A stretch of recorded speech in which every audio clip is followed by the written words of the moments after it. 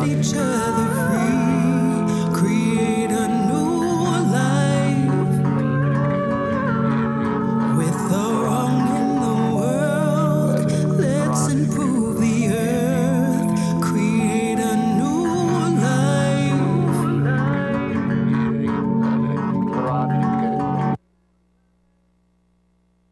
When it comes to putting on for the independent artists of the DMV, nobody can ever tell this sister. Sure she does. She is award-winning host, Pandora Love, and this is the Pandora Word Box Show, exclusively on WinDCRadio.com, the WinDC Radio app, streaming on Facebook and YouTube Live via the WinDC Radio page. It's broadcasting live from the shops at Iverson, and you already know this is all powered by GoWin.media.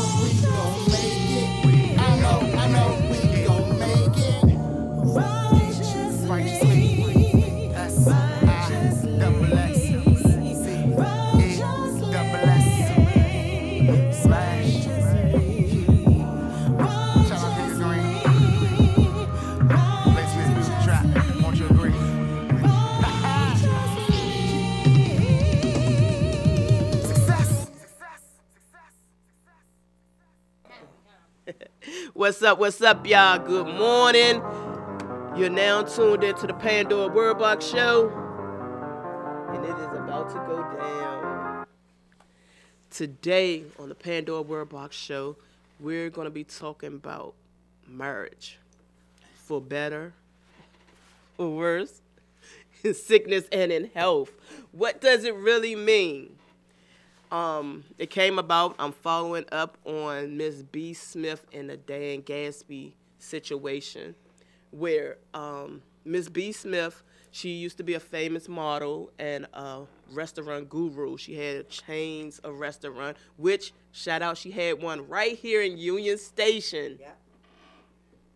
And until she became sick with dementia, you know, some of her chains had to be closed down and everything. But her husband, all of a sudden, now he has a girlfriend. Look at her. She ready to bite her head off. Look. I think the worst part that makes everybody so frustrated is that the girlfriend is white. I think it's because he moved her in. Me too. I can understand the situation. Okay, your wife. So now it's been 4 years that she's been diagnosed with dementia, Alzheimer's. I can understand having a friend, but to move her in, nah, can't do it. You know, so this is where it comes in with when y'all take these vows, because I never been married and I haven't thought about it, but when y'all take these vows, do y'all understand what comes with these vows? For better, for worse, the end part, to death do us part. Where does it, when do you call it quits, really, with your spouse? Or do you call it quits? Pastor? I don't know. I'm gonna tell you 100% the truth. That's why I hate being invited to stuff like this. I love you. But I don't know where you draw the line to call it quits. You know, because we've been at that, I don't want to see you right now. I don't want to be with you right now. You pissing me off right now. And then we stood in front of the people and did sermons where I had to pray like, God, don't let what I'm going through right now bleed over into the people, because I still have to do what you told me to do. And we have to stand up there and be like everything is okay. So I don't know when to call it quits, but I know from what I study and what I read that you are able to call it quit when it's abandonment, abuse, and adultery. Abandonment, abuse, and adultery. Well, my position is definitely different. I believe whenever your marriage whenever you as a person begin to compromise yourself in a marriage or a situation and it becomes unhealthy, it's time to separate. All right. So if hubby or your boo thing all of a sudden become toxic, you know, of course, seek help, get counseling, because I'm an advocate for counseling. Get counseling, seek help.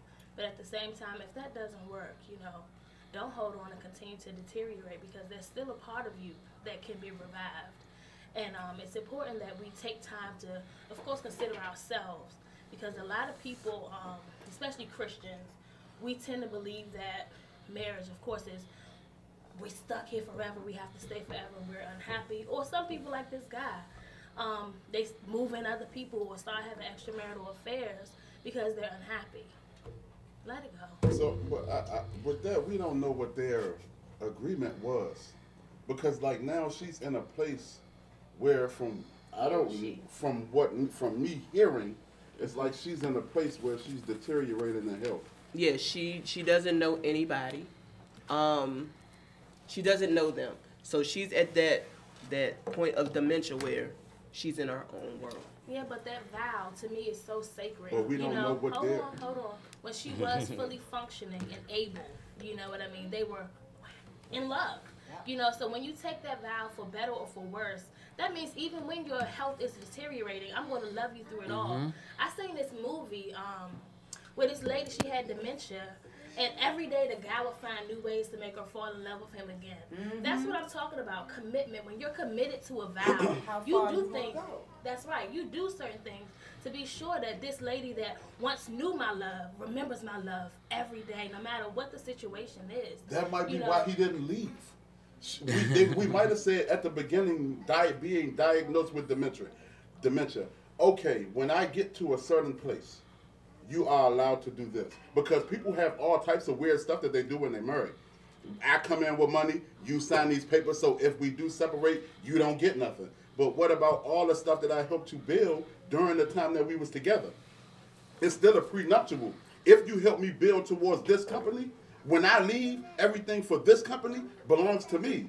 So even though you helped me make, I came in with 300,000 and you help me make 47 million. Now I get to leave with 47 million and 300,000 and you get nothing. So we don't know like what their understanding of what their agreement was.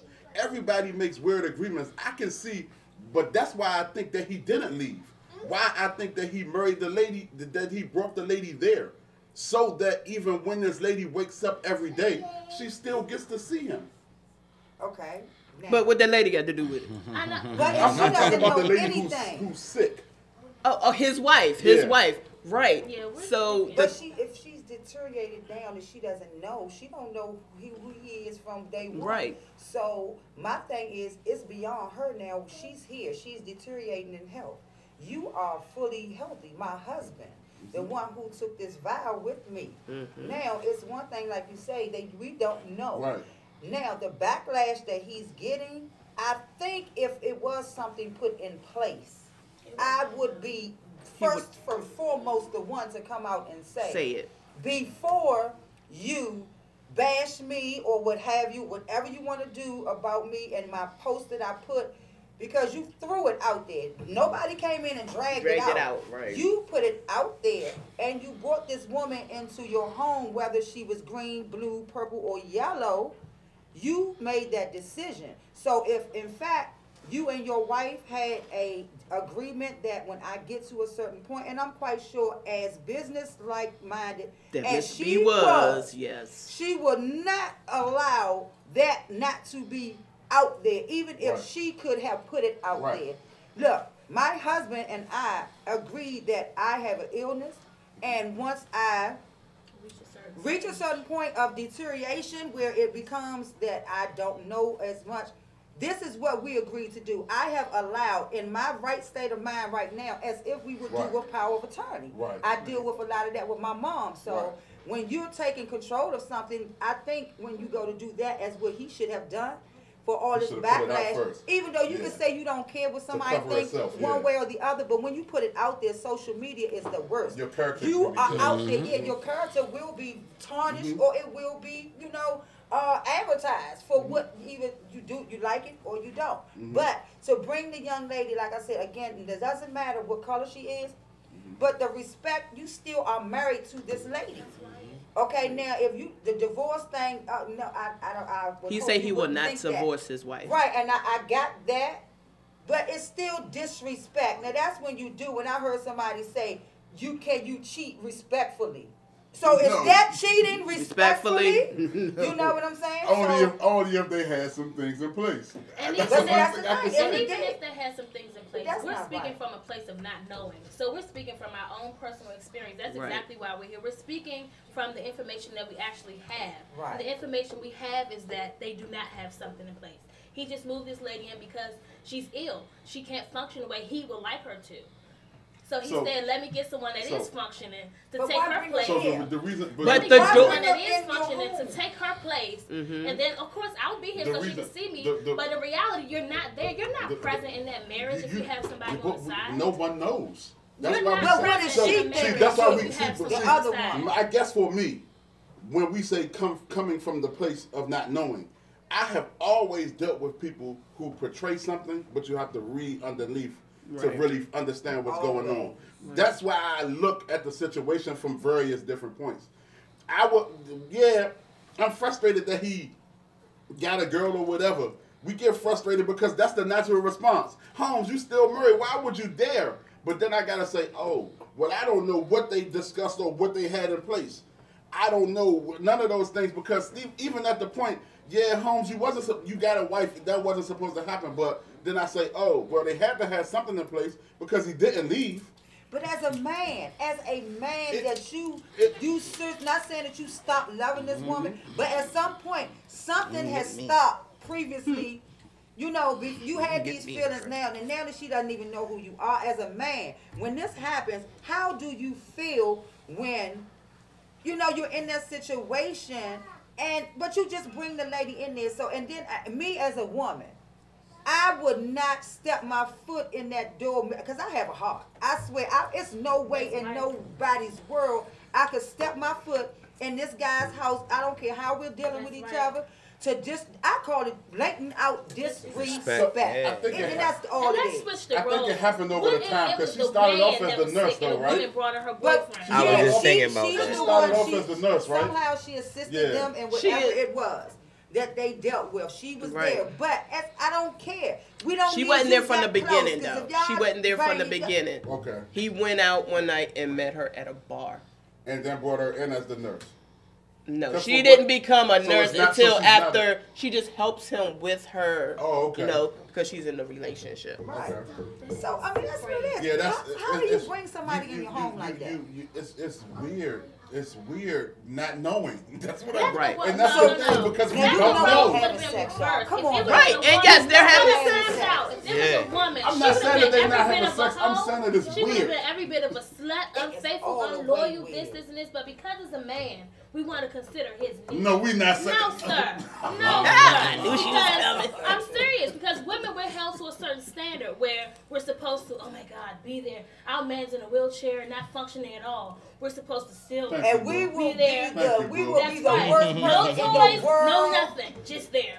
If you know. we left him, come roll on. him in the corner and go to the store, we have left him for dear life. Right. We have done the worst. And then when you get to the store, guess what? And when you get to the store, you had a grocery person to tell you need some help. Yeah, can you come help me bring my bags upstairs? You let somebody see that Lord. Ooh, she got a man coming in the house. In there, the man in the wheelchair looking out the window. You know, it's totally different. Right. We always see, but that be the problem. The perspective is always from the outside. Right. And right now, all of our it still look bad on the man too. Yeah, it does. That's what I'm saying. So that's weird. Yeah. That's why it does look weird. How does he feel? I just want to hear him in an interview. I want to. If you looking, I want to interview you. That's what needs to happen, though. You know what I'm saying? He's been in interviews, but they didn't ask the right questions. That's what I'm saying, and that's what we made sure they didn't ask those questions. That be the problem. We use stuff for ratings and not to get the information that we need. I want to know. It's so soft. We want to give everything as a blur. Right. Because it's been said that it's actually been video of the girl from Alexis popping B's hand as if she's a child. No, now see, ain't nobody doing no popping around here. And that's gonna be all timers. Your time is up. My reflex is you play me again. I don't know you now. I didn't know you at first, but I don't know you now. Yeah, that's a lie. Right. You don't tap my hand like I'm no child. That's a lie. You better get out of my house. I think that if that situation is going to happen, there has to be some boundaries set. Right. Like if the situation is going to happen, there has to be some boundaries set. I believe the whole thing is weird. It's complicated for people outside looking in. We don't understand it, and he needs to go somewhere and make us fully understand it. Right. Because if he didn't care, he wouldn't be responding or saying certain things or responding in certain ways or doing certain stuff if he didn't care how the people think. He needs to go put himself in a position where he can answer everything that everybody needs to know. Right. Now, the one that takes care of her mostly, even though he's there, is his daughter. They have a daughter together? No. Oh. His daughter is older. She, when they got married, she was already there. Okay. But she said, she stopped what she's doing. She said B is her mother. And she says, no, she didn't want, whatever her father do is on him, but she's there for her mother. She's telling you, no, she's not my biological mother, but since they've been married, she's been the mother that I needed her to be. Yeah. So I'm here for my mother. Right. She said it takes her 45 minutes just to get her up and to get her dressed, and that's on a good day. Wow, I can imagine. So he had added all the proper stuff to the house to even get her out the bed. He's Like, so No, busy she chasing can walk tail. around. She she walks can walk and around. everything. He's so Okay. busy chasing tail, he don't have time to put all that stuff. Well, in he there. ain't got to chase it too far because it's in the next It's room. in the Right. next room. Everything Right. he need is right there. Why do he have to leave But the she house? don't feel, the daughter Yeah, don't that's feel the no reason type why of he- way about that. I mean, She say that Dana, that's her name. She says she's focusing on her mother and she's blocking out everything else. Yeah. But that right there lets So you that know lets you know what she kind feels a of certain agreement. type of way. Yeah. But yeah, that she right there feels lets some you know kind of what way. kind of agreement they had. Because if it was something that mom said it was okay, baby girl would have said, but my mom said it was okay, so I'm fine. But with she it. ain't said But nothing. no. Nobody has It's said proof in the B pudding. was good. with that. Nobody Homeboy knows. is just dirty. That's what it is. He dirty, just like a typical NIGGA. He out there trying to get his rocks off. He found an opportunity that he could still supposedly look like a good husband and have his fun too. He just, that's All right. it's total I embarrassment. guess he feel like he Right. he ain't So- cheating. He brought it home. When he bust them He- doors of he- hell I guess wide that's what he open, feel I like. hope that his girlfriend that he But leave that is behind every ain't bit mad. of 'cause she- cheating. But- I mean, it's Come on, cheating. y'all. It's cheating. I know what you're saying, Us but as a woman, us women, we can be very vicious. oh yeah, Yes, they can. that's So right. if Yes, they can, even baby. her, I don't care what color you is as a woman, we got our senses. If this woman feel like he's giving his wife a little more attention than she's getting, a little more time than she's getting, it's gonna become a problem. Then all of a sudden it's gonna be an accidental bruise here. How did this happen? How did that happen? So why would she? I'd rather him understand do that. sneak around instead of doing That that would bring be- it around. I think I'd rather Sneak that, around, don't you know bring what her I'm in saying? the Don't house. bring her in the house. Do what you though. do. Buy a But- house next door. Yeah, so And the Put her thing, in the- okay, put her Yeah. talking somewhere. about the houses. Now, they had a house. He sold her house for $700 million. Bought another house, which he claimed the reason he bought it because at the other house, it wasn't like gated and she walked off and she was missing. Okay. So he bought another house with more acres, fenced in, with like, he said like if she go past a certain point, the alarm will go off or whatever, letting know that somebody passed this point. Understand that. But that house didn't cost $7 million, so what you do with the rest of her money? Well, him and his girlfriend right about now, they're working on jewelry, rings, just waiting for her Yes, demise. but that's reality. You know, it is. He got to It's keep sad, her happy and sad keep but her true. sane at the same time. Yeah, sad but true. And that's why he What not does going to he do? divorce her because he don't want a percentage. He don't do want nothing all of the anymore. money. Anymore. He used to be in television. He was like a newscaster or something. So, I mean, I want now, really, now, these are some of the things that, living in today's society, the world today, we want to have our kids to be brought up knowing values. So, with things going on with us as adults in marriages nowadays, I mean, this right here is just a slap in the face. Two people who are married that really abide, go by their vows. You know, this right here, what is it showing our kids?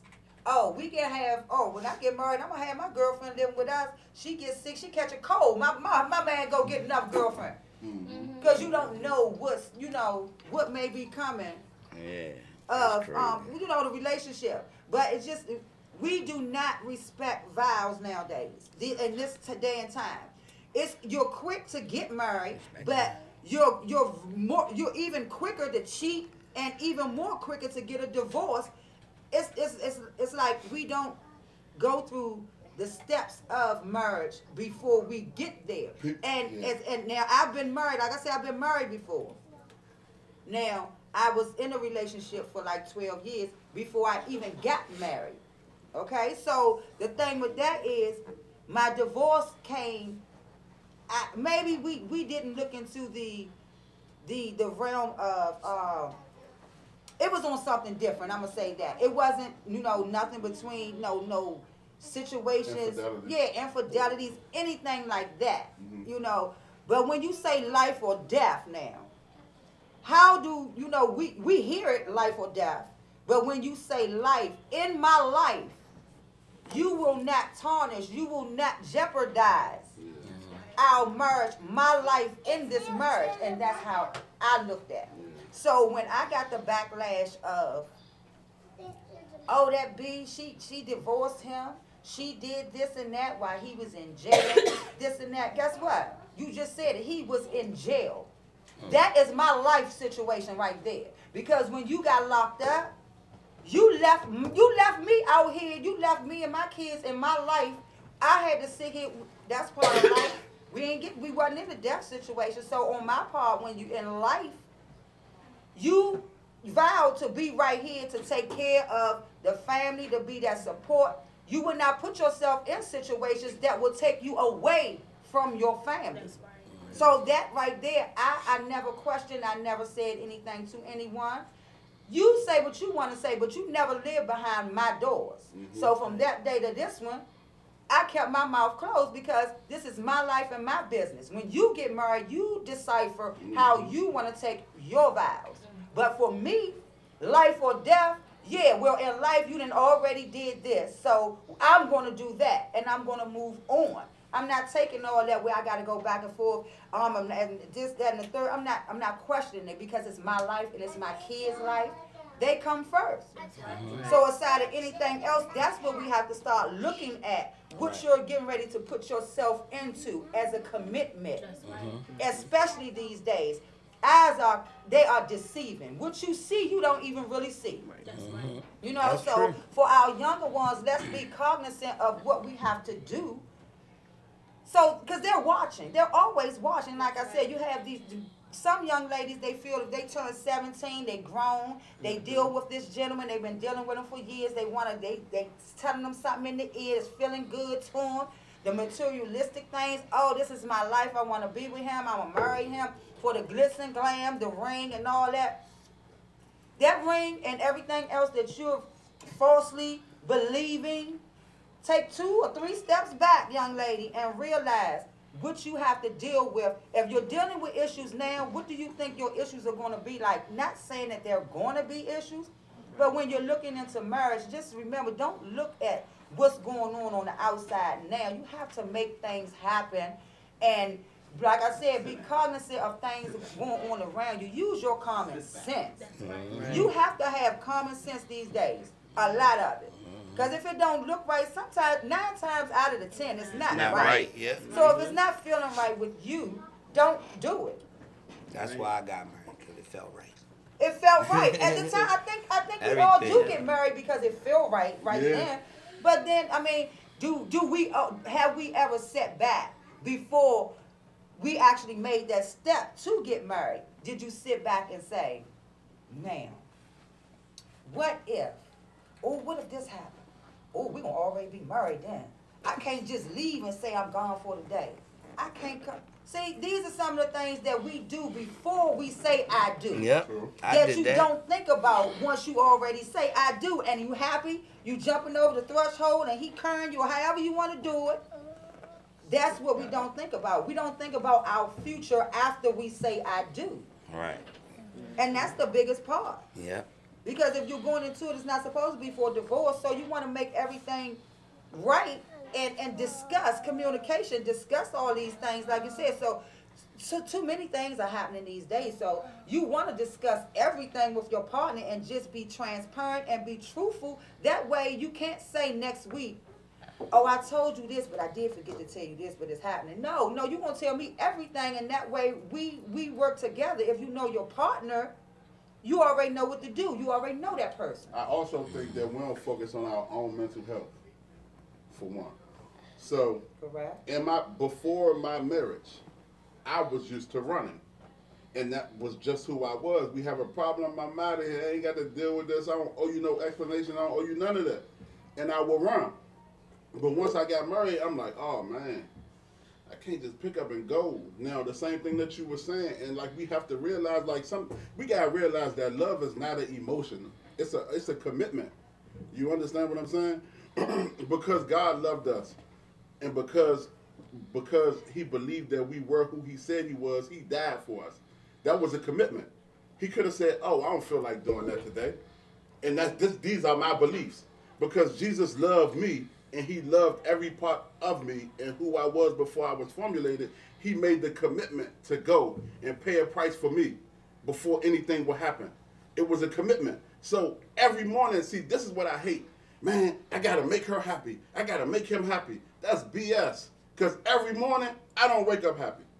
Every day, I'm not happy. Sometimes I wake up and I'm hungover and I ain't had a drink in 8 years. Right. I don't want to be touched. Don't bother me.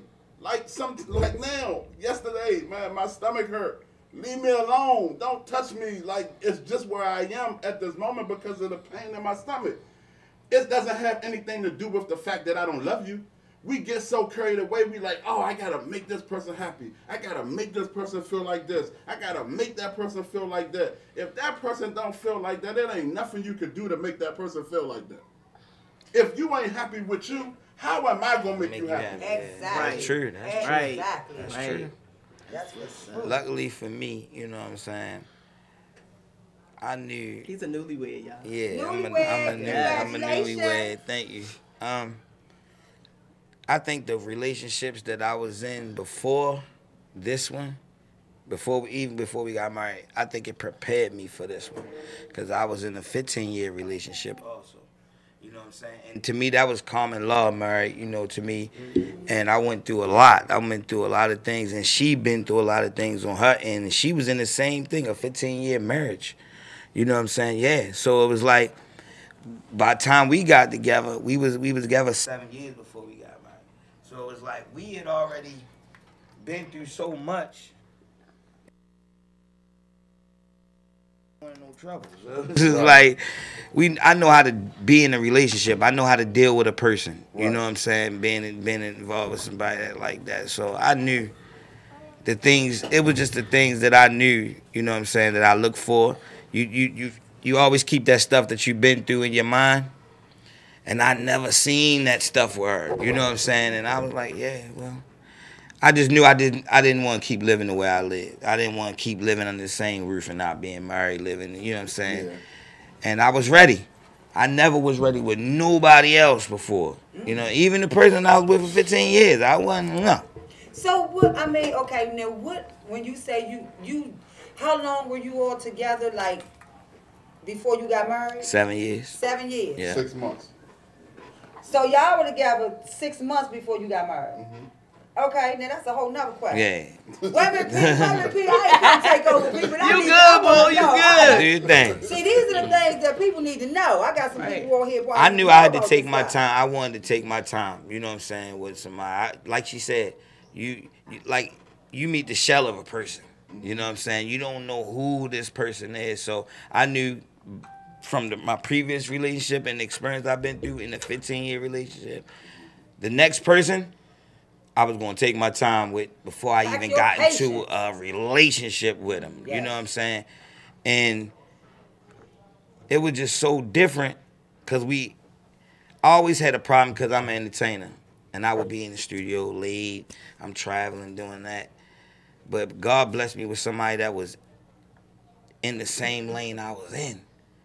That's what really killed a lot of my relationships. Me trying to, you know, push for my dream and stuff like that. But he blessed me with somebody that's into the same thing. So she became my manager. Okay. You know what I'm saying? And we thugging it out together, you know, late nights, all that. She understand everything. So it was just like, yo, all right, let me see. Some habits, bathroom stuff, things I don't like, I got to check out, and it was all cool. So it was just like, yo, yeah, I'm ready to do it. I knew I was ready. Oh, that's probably like, I proposed, like 5 years ago. I knew I was ready. Yeah, I knew I was ready. And and like she said, every day is new. I always thought, because like I said, I learned from my previous relationship.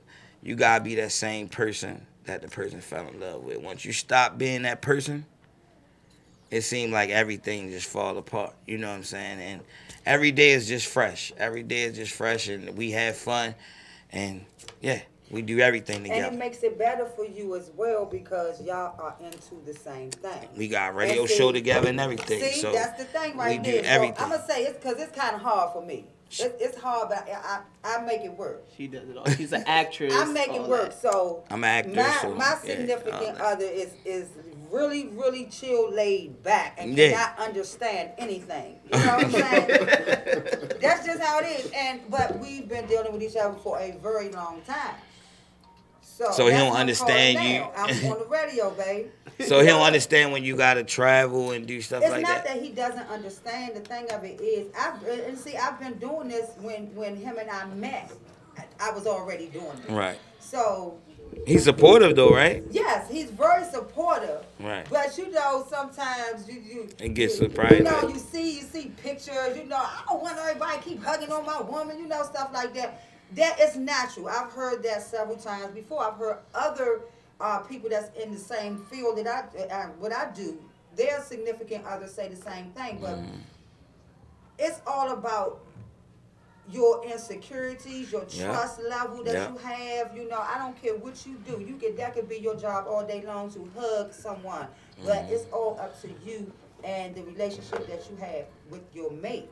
So I am still every day. I forget sometimes because when we go out, I'm trying to go out as me. I'm not Hollywood or anything. They call me that sometimes, but I'm not. But when I go out. Like now, Boss Movies is on different outlets, so people are starting to see it. Just like you all, they saw it like, oh, that's her. I'm in the grocery stores or we're somewhere. People see, and people see me. So we're not thinking from what I do that people are noticing who I am. And he like, and then I'm looking like that caused a lot of problems. But then I have to realize because somebody will say, oh, how you doing? You were in such and such. So then it's like, okay. So then he's like looking like now. You ever say everywhere we go, you know somebody know you. Somebody, you got that comes with it. But it's a good thing because see now that you and your wife y'all into the same thing, she's always there and she can see exactly how things happen and when to go. Because I do get a question real quick. I do get the question. Well, what goes on before the picture or after the picture? You know what I'm saying? And it's like nothing. I mean, what? You know, it's nothing there, but I mean, that's what we do. The funny part about it for me now is that we both get that. Right, that's what I want to say. We both get it now. And she's the type. His wife. I'm gonna speak for you, sis. She'll be like, Matt, come on over here and get in this picture, or go take a picture with them over there. She's cool with it all. Oh yeah. She don't question nobody. She don't. Where Matt? Oh, him and that girl over there talking. You know. We push each other like today is her first. She shooting her first. She filmed her first video today. You know what I'm saying? Cause she made she did a record, and it's real good R&B record. You know what I'm saying? It's real good. She's shooting her first video, but it's like she always push me, like, you know what I'm saying? Like she said, get in this picture, do this, do that, get in there. She's still my manager. We never let our marriage or however we felt about each other get interfered with our business. So she understand all that. But it's different for me because I'm usually the one that people, like my daughter's mother used to always say, everywhere we go, somebody know you. You got to speak to somebody. Why every time I hate going places with you because everybody knows you. And now it's both of us. Sometimes they won't say nothing to me. They'll say something to her. You know what I'm saying? I love it. But I'm going to tell you what I don't like. I don't like, you know, when you out in the respect. Now, you see now a lot of times I'm not out, you know, I'll always go out and I'm with my best friend, her and I, or the ladies, as they call us, the Golden Girls, right? So it's either us, or so when I'm going out with, if I'm out with him, it's totally a difference. Yes, it's going to be a difference because he's with me, but a lot of people not used to seeing him and I out. I don't advertise my, you know, my personal relationship, anything. So if I do, you see him here or there if I post it. But to see, don't come through him or across him to think you going to come hug me. And not speak to him. That's what we not going to do. Yeah. You know what I'm saying? Now, wait a minute. Right. Now don't step across him and do this and just put your arm straight through. You know that right there. Yeah, totally that's whack. I don't like that. So you know I'm trying to be nice all the way I can, but you know it's a certain level and boundaries and things. But maybe like that's probably why my daughter's mother used to get mad because they wouldn't even acknowledge her, but I would have to introduce her. You know what I'm saying? I would say that like this is, you know what I'm saying, my peoples or whatever. But yeah, she didn't like that. Yeah. That's true. But it's one question I want to ask you, Stacy. She said, okay, I see. Being with your mom's situation, and, you know, with her situation, if she didn't, because she has to be where she is. Medically, the doctor says she has to be there. She can't be home. But if she could be home, you would drop everything, right? I will drop everything, all things. Right. So, even where she is, you're still somewhat her caregiver because you're there just as much as the nurses are. Mm-hmm. How has it affected you as the caregiver and, seeing the things that she's going through? Well, it was so sudden that it's like I went through the same thing. I went through the same thing with her, except it wasn't, her illness. It was like everything I was going through, I was seeing. Every moment I was seeing her go through. I'm sitting there looking at her. And as I'm looking at her, she's having a stroke. I'm sitting there, we talking, having a conversation. And I'm looking at her, I'm like, Mom, you want something to eat? And then she's standing up, she come walking in there, And I'm looking and she said something to me and the words weren't clear. And I said, huh? She said something else. And I said, say it again. And she just looked at me like she was trying to say it. And I was like, oh, no, come on, let's go. Hospital, let's go. So it's like every time she went through something, I was right there. Glad I was right there to see her go through everything. And so to see her be like, what is wrong with my head? This is the questions that my mom was asking me as she was, just getting sicker and sicker. Something is wrong. What is wrong with my head? I can't get it together. And she was still her, though. Her funny self. And I'm like, okay, no, something ain't right. So to see her go through that, it really took a real big toll on me, and it still does. I'm much stronger. Because every day I was still going to work. But every day I was in my truck, I was driving for NIH, I was crying. I would cry any little thing. They called me for every little thing for my mother. So it was like I'm all the way up in Gaithersburg. Mm-hmm. When I see that phone number come, I'm gone. I'm gone. The job back, I'm bringing the truck back. And it was nothing. But that's just how, I just know I got to be right there. So I'm like, right now, it's been 2 years. I had to call. They told me like 4 or 5 times, to call my family. I said, for what? To tell them I love them? What? I'm not calling them for my mother. What you telling me? What? What's going on? She good. She looking at me. When I come in that room, she lights up. She raising her hand. Is she doing this? I'm recording her doing things y'all saying she would never do. Now what? She playing cards with me. Y'all saying she not going to do this. I record all of this. You're not going to tell me anything about my mother that I see and I know I'm right here. I've learned how to work that. Me, I didn't learn how to work all her machines. I know all of that. When she's not feeling right, she can't speak. But when I go in there and I see the look, she gives me a look and I know if something ain't right. So, and I get to the bottom of it. But I will drop everything. I quit my job. I mean, I will make a way. We are God's children. My mother... Man, it's nothing that I wouldn't do. And I know a lot of people, they feel the same way. And that's how we do for our mothers, or our fathers or what have you. But me, I'm the only girl. So it's nothing. I will bend over backwards 4 or 5 times. It's a lot of stuff. I've been through hurdles with this situation with my mom being sick. Then I'm trying to deal with myself, do what I do. I works all of that in, but she's going to come first. Mm-hmm. And that's just how it is. It's like she's getting better. It seems she's every day, she's getting better. I get the calls that she's this and she's that. And I just went Valentine's Day over there with them. Like I said, I am big on our elderly and our kids. I mean, anything in between, man, you can make it work. You can do it. I mean, I'm willing to help and assist, but these kids, teenagers, and our elderly, man, come on. It's what they already experienced that I know they've taught me a lot in my day. So what they instilled in me, I sure will want to give it back to the younger ones because that is what they need to know. They don't need to know this new stuff going on. Right. They don't need to be dripping and all that new stuff. Drip. They need to know what's going on from the realm of it, like that real stuff. That's what they need to know. So I'm big on that. So Valentine's Day, I went over there. It's a whole new crew on her floor and everything. So I go in and I take balloons to the residents and all. I sat there and I met a couple of their family members and things like that. So that's what I like to do. If it's going to make my mom happy and where she is, I'm going to make everybody else around her happy because they don't have the family that my mom has that come. My mother has over 20-some grandkids, so Right. you know, just grandkids alone out of 3 kids. So you know, hey, ain't great grand. You know what I'm saying? And that's just how it is. But that's what we do. Yeah. Yeah. So I'm looking right now. Hey, that's what they said. So you only have 2 brothers? I have by my mom. Yeah, I have 2 brothers, but I have other brothers and sisters on my dad's side. Oh, okay. Yeah, but from my mom, I have 2, and from that union, us 3, we do have all of them. 20-something. All of them. Yeah, all of them. 20-something good. Well, grandkids.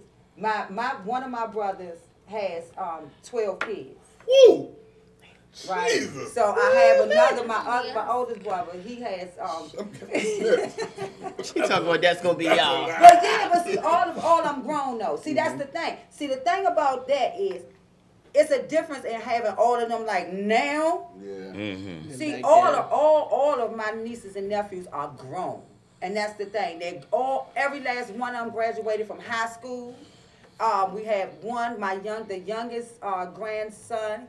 He graduated from college. He was the first one to graduate from college. Congrats. You know, so kudos for that. But all of them have grown up in that era back then, even though they're in their, late 20s, early late 20s, starting up, but it's that era and how you bring them up. I don't care how many you have, it's how the upbringing is. But you gotta look at it too.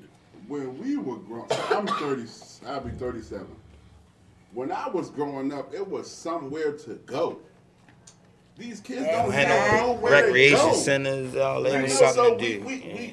I hate to say it, we complain about them being drug addicts when that's all they got to look at. Yeah. We complain about them hanging on the block when that's the only place they have to go. Yeah. Right. And then we send a bunch of police to watch over them instead of creating a recreation center or creating Social a media community became center. their recreation. For me, when I was in high school, I was able to go to Martha's Table. That's how I started making music. You understand what I'm saying? That's how I got into making music and doing what I do now. But it's like these kids don't have nobody to show them. All right, listen, the entrepreneurship is great, but crack ain't legal. Right. Let's find something that's legal for you to sell. You understand? The entrepreneurship is great, but PCP Hey, looking ain't at social legal. media, man. Yeah, You got it's they on there weird. We ain't got doing all that. we don't have nothing set in place to give back to these kids for real, but knowledge. And then I can't even show my kids where I grew up at. Right. 14th house Street ain't gone. even the same 14th Street. Nope. Right. But then the examples and the role models, like the parents trying to be teenagers or trying to Trying to be their kid's friend. They social media Yeah. buzz more than their kids are. Yeah. They got more followers than the kids do.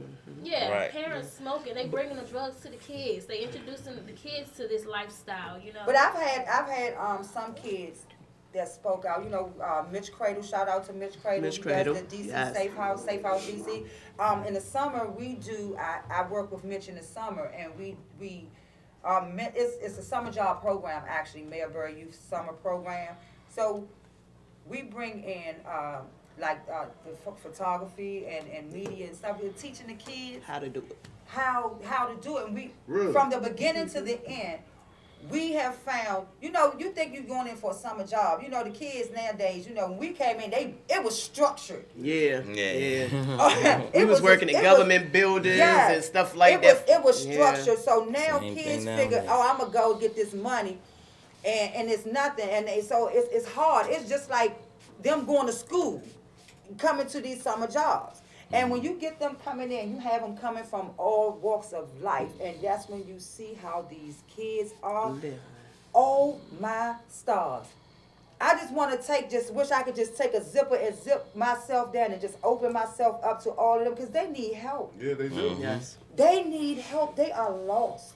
And then you have some of them even say, well, some of the old heads, they be trying to get us to do stuff instead of trying to help us. See, that's where we go wrong. Because we have a lot of bad apples still in our bunch. Yeah. And what you would think is that we have grown beyond that. But we haven't. A lot of us have not. Right. There's still opportunists as to what they can do as far as these kids. Right. And there's a lot of people getting grants, that's not doing what they supposed to They're do with not- their that's money. what happened. That's what Forever. it's been happening forever, and now guess what?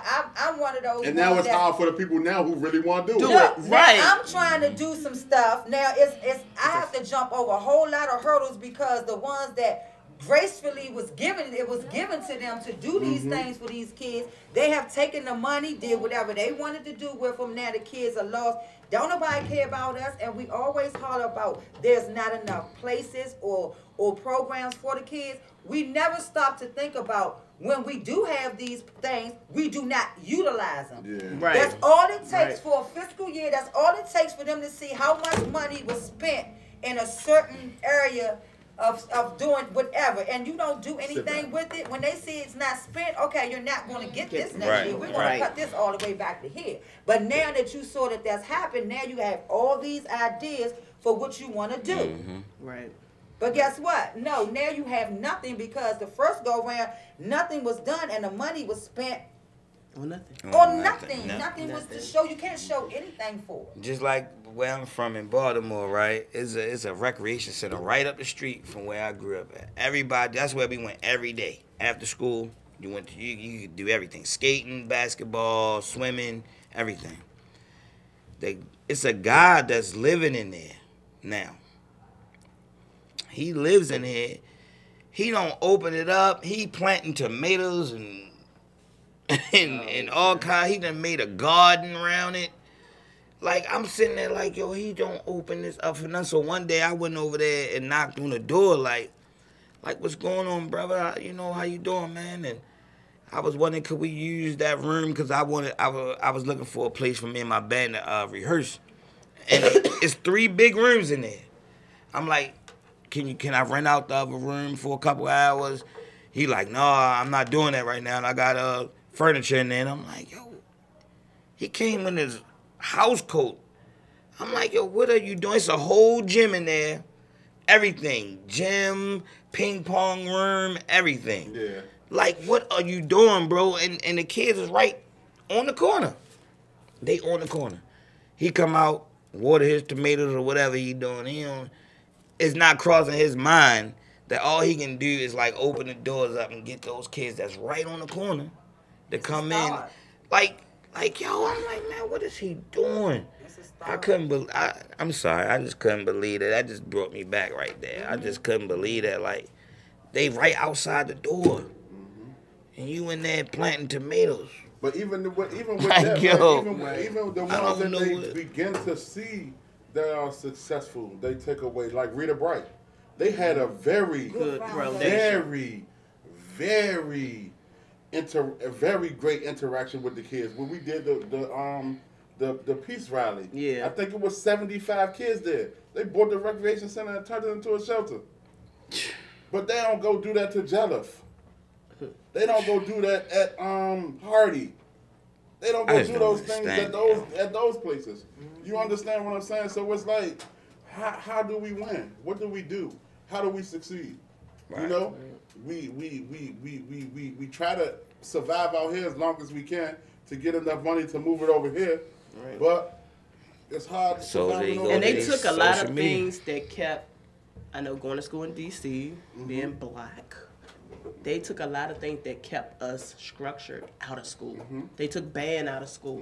What? Yeah, we don't have choir. You don't have band. You don't none of that. None of that. Southeast is 2 elementary schools with a band. So how 3, Martin Luther King, Malcolm X, and In Garfield. So how do Wow. these kids that are that want to become musicians, who want to become singers, Go-go. this is where they stop. No, we can't go. Right.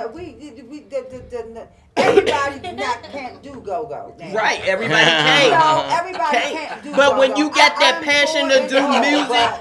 Look now, I'm for it, but we're not going to teach our kids. I'm that can be a part of it, but come on, we have. But music, we need them to. Music, they that's need right. to know how to read notes. They need Yeah. to know We had what that. Shout translation. translates into being good at math. That's right. Shout Right. out to John Buchanan. He used to play with the Chuck Brown band. He was Yes. our music teacher over Kelly Miller Junior High. You know, Kelly Miller who had a good band over there too. So my thing is, also, even when I saw I got out of school back then, but how you had to go, how it got so bad where when my kids were in school, I had to go and rent the equipment, the instruments from and everything. different stores. You had to go. I had to go out here at Bowie to rent a clarinet or whatever it was Flute, my clarinet, daughter yes. wanted to play. I had to go rent that. So that goes to show you, The schools along used to with the provide books, that. They used to And they don't do provide that. those they used to things. provide that, So right. when the school system gets to that point where they can't provide the things that they're teaching, Let me ask Take you it a out question. of school. Right. Take it Take it out out of of school. school. Right. So I left DC Public Schools, right, in August, right? From this August that just passed to the August before, they've had 4 superintendents. How do you expect for there to be any structure? that's right. Right. It's not consistent. We had the lady, Kaya Henderson. Kaya. They voted her out and put somebody in her place as an interim, which lasts like 2 months. Then they brought the man Antoine. He lasted for about 2.5 months. Now they got this new light-skinned man, and we take all these pictures of these people sitting down talking to these kids, but ain't nobody creating no structure for these kids to win. Right. We keep letting all these people come in and out of our kids' life, and that's why it's no structure. Because we ain't making people provide structure. I remember We when let I all these had to people be come in and quiet out, to in get and out, a in and out, grade. and do whatever they want to do. And like, man, it's just like everything is a shamble. The school system is a shamble. What about all of this stuff is a ROTC? joke? They still No, got no ROTC. ROTC. I ain't Nothing. seen no. I remember I hated that class. I remember I had to be in Nothing. quiet, boy. I needed that For grade. real, no, but it's a higher percentage of kids going to charter schools than DC public schools. Damn. Yeah. That's crazy. Yeah, so that was good conversation today. I want to thank y'all for taking y'all time to come in here, Mr. and Mrs. Rose. She bitch Oh, your y'all head team, off. right. Yes, Yeah, them are the that's what's up. roses. That's what's up. That's all the bunch. See the rose. I know. They need to do the Nicole. black version of Water Roses. You remember that movie? No, I never seen What's the movie? I'm gonna show you the link. It's called Water Roses. What? Oh yes. Well, you haven't seen Water Roses?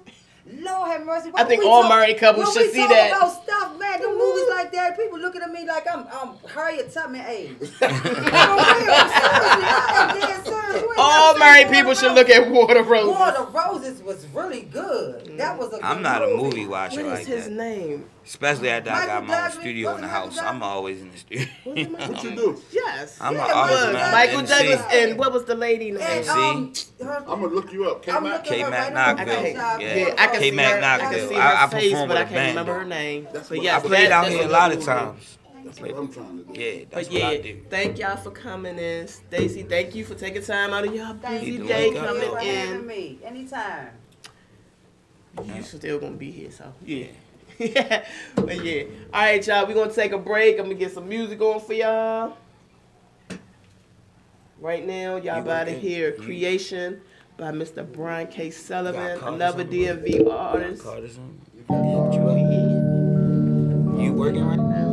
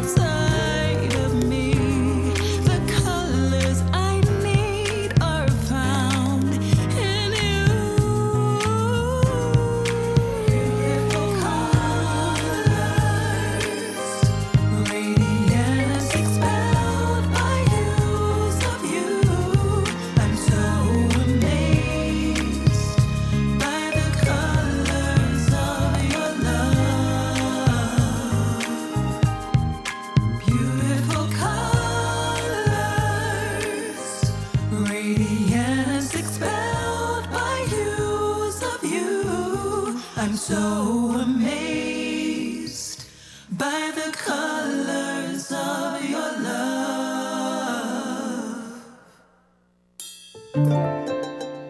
Pathetic, angry, emotional, insecure, self-conscious, stupid,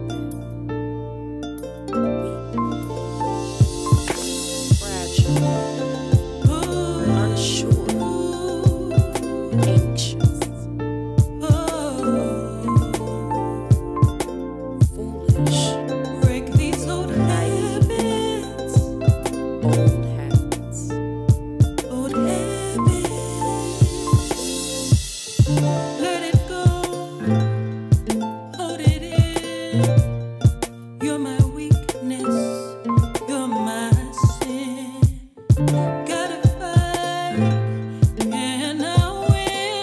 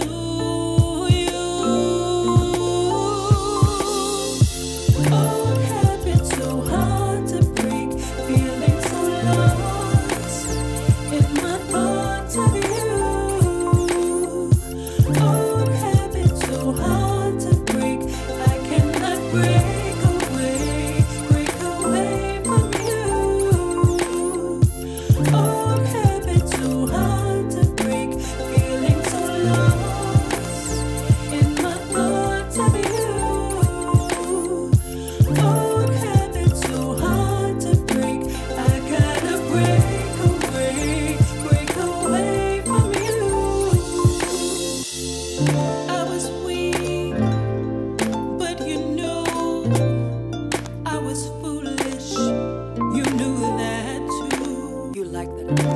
How I would try over and over again.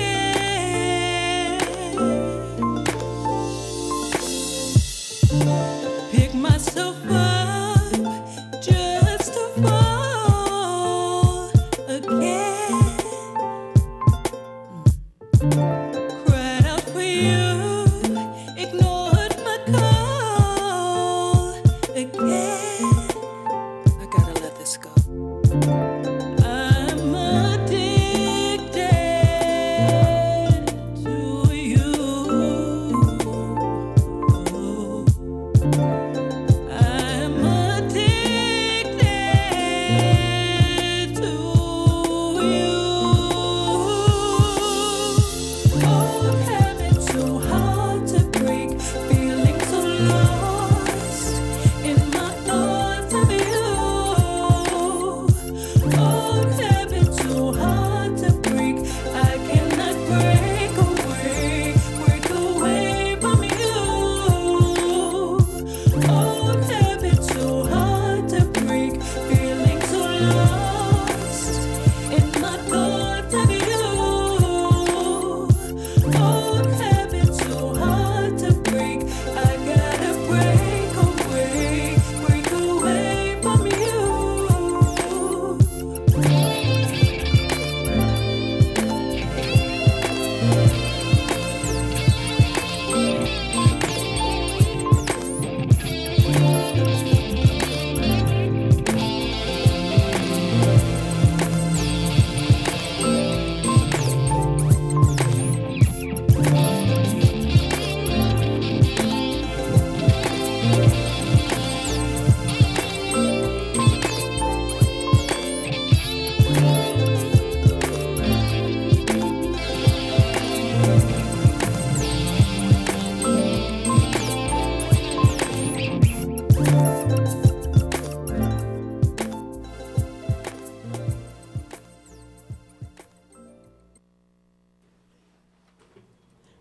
What's up, y'all? It's your girl Pandora Love, and you're now tuned back into the Pandora Word Box Show. I'm now here with the second half of my show with Miss Stacy Fender and the cast of The Commandments of a Female Hustler. This is the book I probably live by, y'all. So don't start judging me like, didn't you do that? Or did you say that? No. So, how y'all doing today? Hello. Wonderful. Blessed. Yes. I'm glad everybody can make it. Is this the full cast here? No, it's not. It's just, I don't even think it's half, but it's some How many of them. people you have in the cast? Yeah, it's a big cast. It's over 20. I think we had like 22 now without the, and that's not including, the extras and the people that do make just their cameo appearances. Okay. All right, so introduce your cast. So we have Sean, who plays Swift, Okay. which is one of the main characters. We have Mr. Norwood, who plays Boss Man. Okay. We have Antonio, who plays Freddie. We have Vanna, who plays Nisi. And then we have Voice, who plays Diamond. We have K-Mac, who plays Unc. Oh, it fits him. So fits him. Yeah. Okay. All right. So introduce yourself, and again, repeat the character that you are, and let us know a little bit about yourself. Well, my name is Sean White. I'll be playing Swift. well, as far as my character Swift goes, me and him are pretty much not alike at all. Okay. I'm a very stay to myself kind of quiet guy, and Swift he runs the east side of the city. He's that guy, He does things where he got to get up, he grind, make that money, things like that. So, as far as me relating to the character, Swift has a soft side to him. Like, he has a heart. He's a caring guy. He goes hard for his family, his loved ones, things like that. So that's what I kind of took off to play this character, because that's how I am in my real life. So that's what gave me the mindset to fit in and be Swift. Okay, Swift. All right, Swift. Whichever one. Okay, my name is Antonio Simpkins out of B-More, Baltimore, Maryland. I play Freddie. Freddie is laid back individual. He is the hype man for the record label with Boss Man. Stand up dude, pretty much. He handles his business and doesn't compromise who he is. So that's the gist of his character. How I found out, how I met Stacy, mutual friend, Shy Lady Heroin, came to the crib, hollered at me, checked up on me, you know, see how I was doing, told me about the opportunity, told me send her some pictures. So I sent her the pictures, and she sent it to Stacy. Stacy said, yeah, have him come through. Came through, it was a rap, it was love, and it's been the same ever since. Okay. Okay, Freddie. My name is Savannah Champ. I play the character of Niecy. She's the mother of Lala, Terrence, and Bo in the book. She's misunderstood a little bit because she taught Lala the commandments of a female hustler. And in those commandments, she taught her how to make money, but it's the wrong kind of way, the uptight kind of way. But Niecy kind of changed her life around and tried to do it the right way. But Lala's still going strong, doing what she do. She's literally living by these commandments. But I met Stacy through a mutual friend, and I came through, and she gave me the book. She had me go over the script, and I showed her what I can do, and then went on from there. Okay. What's going on? This is Tyshawn Norwood. I play Boss Man. My character is a big-time music producer. What else I can say? You know, when you're the type of person that have it all, and everything is going right in your life at that point in time, but you're just missing that one little thing, you know, the L word. So that's what he winds up finding, you know. So, and how I met Stacy. That's my cousin, actually. Okay. I mean, she actually wrote me up and asked me could I play the part. And I seen some of the similarities in him and me, so I went on and did it. Okay, cool. Okay, my name is Voice. I'm from Baltimore. I'm playing the character Diamond. Okay. Diamond is the side chick. She is dating Swift. She's the side chick to the main character. Okay. And she's really loyal and down to earth. You know, she's about having his back 100%, whereas the other chick, she's a little more of a go-getter. So we are different, which makes us really good rivals in this story. I relate to Diamond because I'm pretty loyal and ride or die. So I think that it was easy to play the part. Even though it's a side chick, it was really easy to play the part because I could really relate to her in that sense in the streets, you know, the ride or die, be there for them, hold them down, that character. So it was pretty easy. Okay. Okay. Well, everybody, welcome to the Pandora Word Box Show. Thank you. Thank you for having us.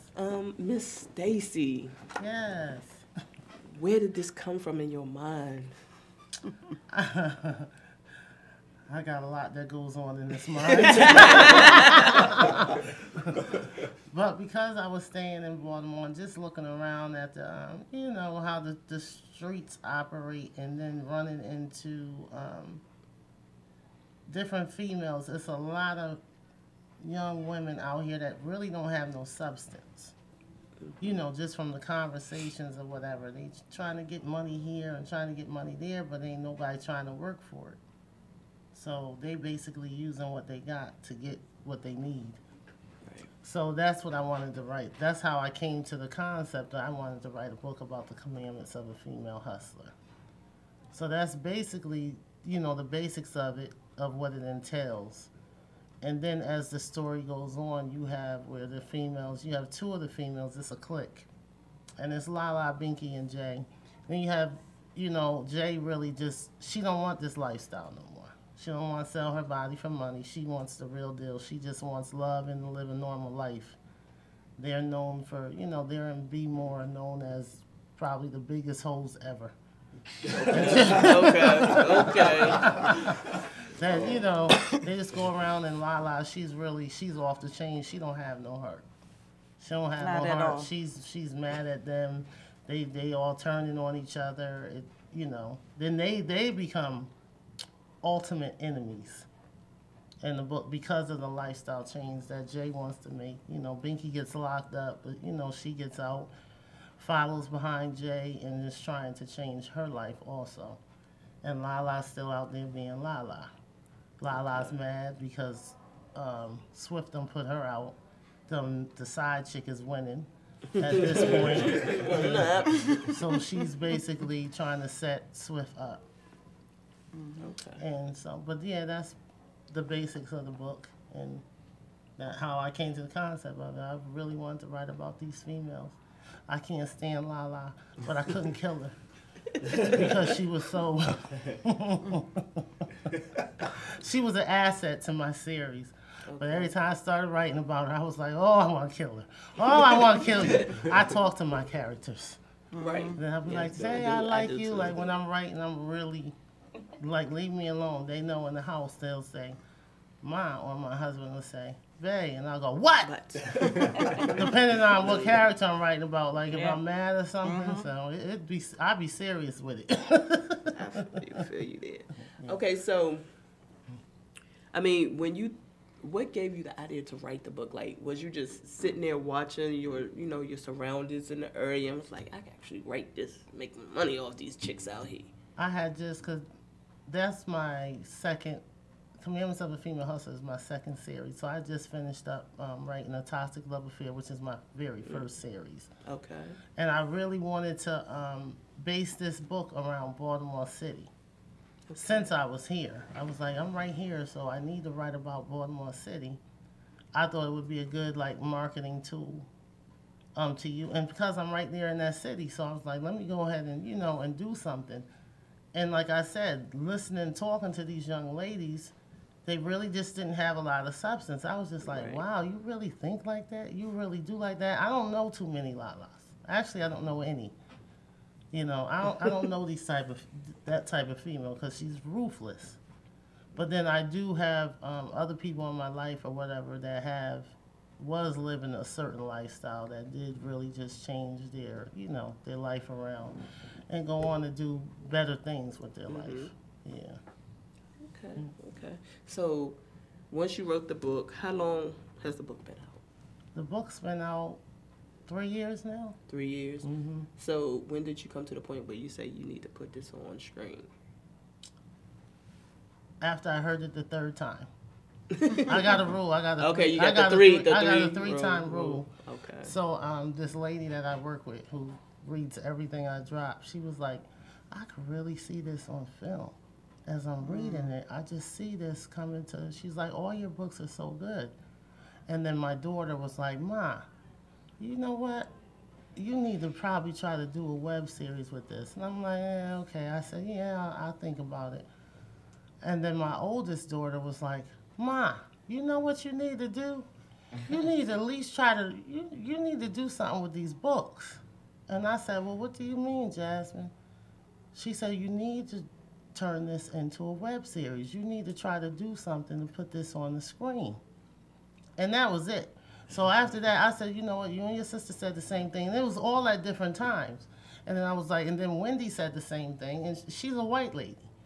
And I was like, that's the 3-time rule. Right. I wanted to see my books on screen, but I didn't know how to go about doing it. Okay. How, the process was. So I wasn't going to wait for them to come to me. I was going to come to them. Right. So that's what started all of this, and I started trying to get a cast together.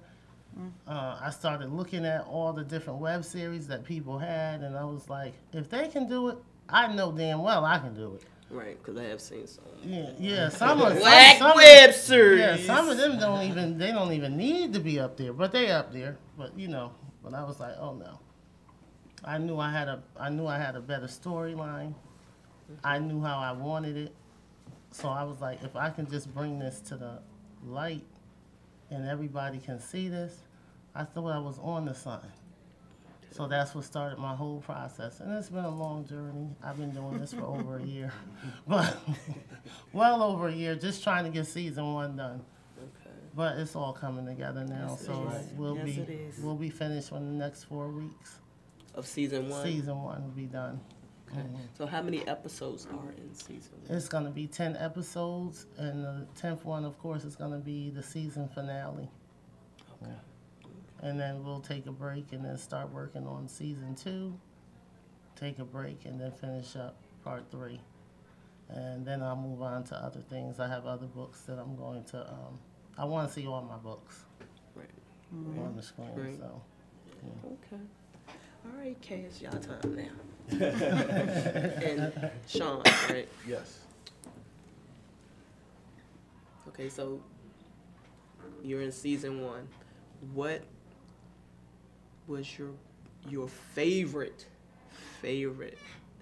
part that you've done so far? So far, one of my favorite parts had to be confronting Lala. I came, to her house. She didn't know I was there. She didn't know I knew where she was because she had got away from me and things like that. She knew I had moved dominant, and we are done at this point, Right. And we having a conversation on the phone, and I just tell her, like, look out your window, and I'm right there, like, with the gun in my hands. Element of ready, surprise. Yeah, and it was just like, because at that point, like, she didn't know what was going on, nobody knew what was going on, and then you just see me popping them out the window, there's something about to go down, So I think that was pretty much, like, one of my favorite scenes I shot so far. Okay. Okay. What about you? I would have to say the sex scene. Whoa. I almost went that route. It caught me off guard. I didn't know I was shooting a sex scene that day. So when I came there, luckily, fortunately, my brother keep his undergarments nice and clean and everything. So I was ready, but I wasn't ready. You know what I'm saying? I didn't know that I was doing that. So when they said, hey, you're doing a sex scene today, it really let me know what I was made of. It let me know, like, okay, you can do this. You know what I'm saying? Because it was no prep time. It was just like, get it done. And I did that, and the response in the room from the cast members, let me know that, I held it down. So, and then it was more to it. I was up all day. I did a double at my job the day before. Mm-hmm. So when I got there, I was already fatigued. I was already tired. I was hungry, and so everything went smooth. Got it done. So it was the most challenging day for me. So that made it what it was to me. That's awesome. Challenging. Okay, so did they glow you up with the baby oil? No, they did. I'm looking at your body, y'all. For my podcast listeners, he has a nice physique. Okay. Get that baby oil. Okay. Baby oil. It was nice and shiny too. Look, the author said he was nice and shiny too. It was a very lovely sight to see. All right now. Another angle. But Stacey is a phenomenal writer. She is, and director as well. I was like, wow, I was blown away. And I just seen it was just an amazing opportunity. And I'm honored to be a part of it. Oh, Stacey. thank you, and I'm honored to have you also. Yes. Thank you. Savannah from Washington, D.C. Okay. Yes, in the house. Where you from? Southeast. South side. Okay, my favorite part, I had a few actually. I have one part when I'm getting into it with my kid's father, that was like one of my favorites. And also I have a scene when I'm fighting with my daughter. Lala? Yes, Lala, my daughter. Yeah, that was a really So really Lala's basically the She's a rough mess. one out of this I'm whole trying to tell you. jump. Yes, yes, That's yes. my Okay. favorite Read the one. book. Yes, you have to read the book. I really don't want to tell too much because Right. I'll be telling too much of everything, but you definitely have to pick up the book. Okay. Yeah. Well, stay tuned. This is coming this spring. Stay Okay. tuned. So, you want to go next? Yeah, Okay. This is how Sean know what. It's the bowl, Shaw. Well, there's so many scenes that I have done that I like. It was, my whole thing is just the experience. You know what I'm saying? To finally see myself back and be like, well, I could do that. You know what I'm saying? Just like, take the time to do it. So I would have to say a scene with me and Fred. He was in the studio, and I had to let him know that I messed up. So I had to I mean, we got a good vibe once we go through the lines together, so it came off real natural. You know what I'm saying? So I would say that would have to be my best one, because trying to explain that I want to fill over with my wife, so we just gonna put that out there, a little thing. Just a little something. Trying to explain that one. That was a good one. I think we worked real good together. Okay. Cool. Okay, well, it's Diamond. And my favorite scene is going to be when I get the keys to the condo and I take over all of Lala's stuff. And she just so happens to come and try to get in with no keys and can't. I wish, but it wasn't written in my cards, you know. I've been trying to get her to edit it and put it in there where I at least whip her, you know, one time, but it's not written in my cards. But she wants to get in, and I have like this video thing at my door so I can see her, and I'm taunting her because I got, you know, Swift laying on my lap, and I'm basically taunting her because you can't get in and you're homeless now. Right? That's my favorite one. I like the argument. Yeah. Y'all all just throw Lala on. Yeah. Lala, get under the bus. She's a mess, though. You got to read that book. Oh my goodness. Yeah. Okay, so basically, so we're gonna talk about Lala. When you just reading your scripts, right? Did y'all like this damn Lala? I mean, Yes. does she just Yes. acting? Does her character give you like this? Yes. Yeah. Yes, I happen to have read all 3 books, and I started out like, okay, Lala is okay. By the time I get to the end, I can't stand her. I don't like her. I couldn't stand her by the second. You know, it's hard to get along with the actual character because of her. Now, the young lady that plays Lala, She's awesome. she got it down to a T, y'all. Yeah, That's what's up. she does a She good has job. that attitude. Yep. Yeah, I'm about to say, now, is that like with her real attitude? Yeah, Yeah, she has a personality that is like careless. So it works, you know. It's like it's works. very nonchalant, you know. So Yeah. it really works. Your threats don't matter. Nothing matters, you know.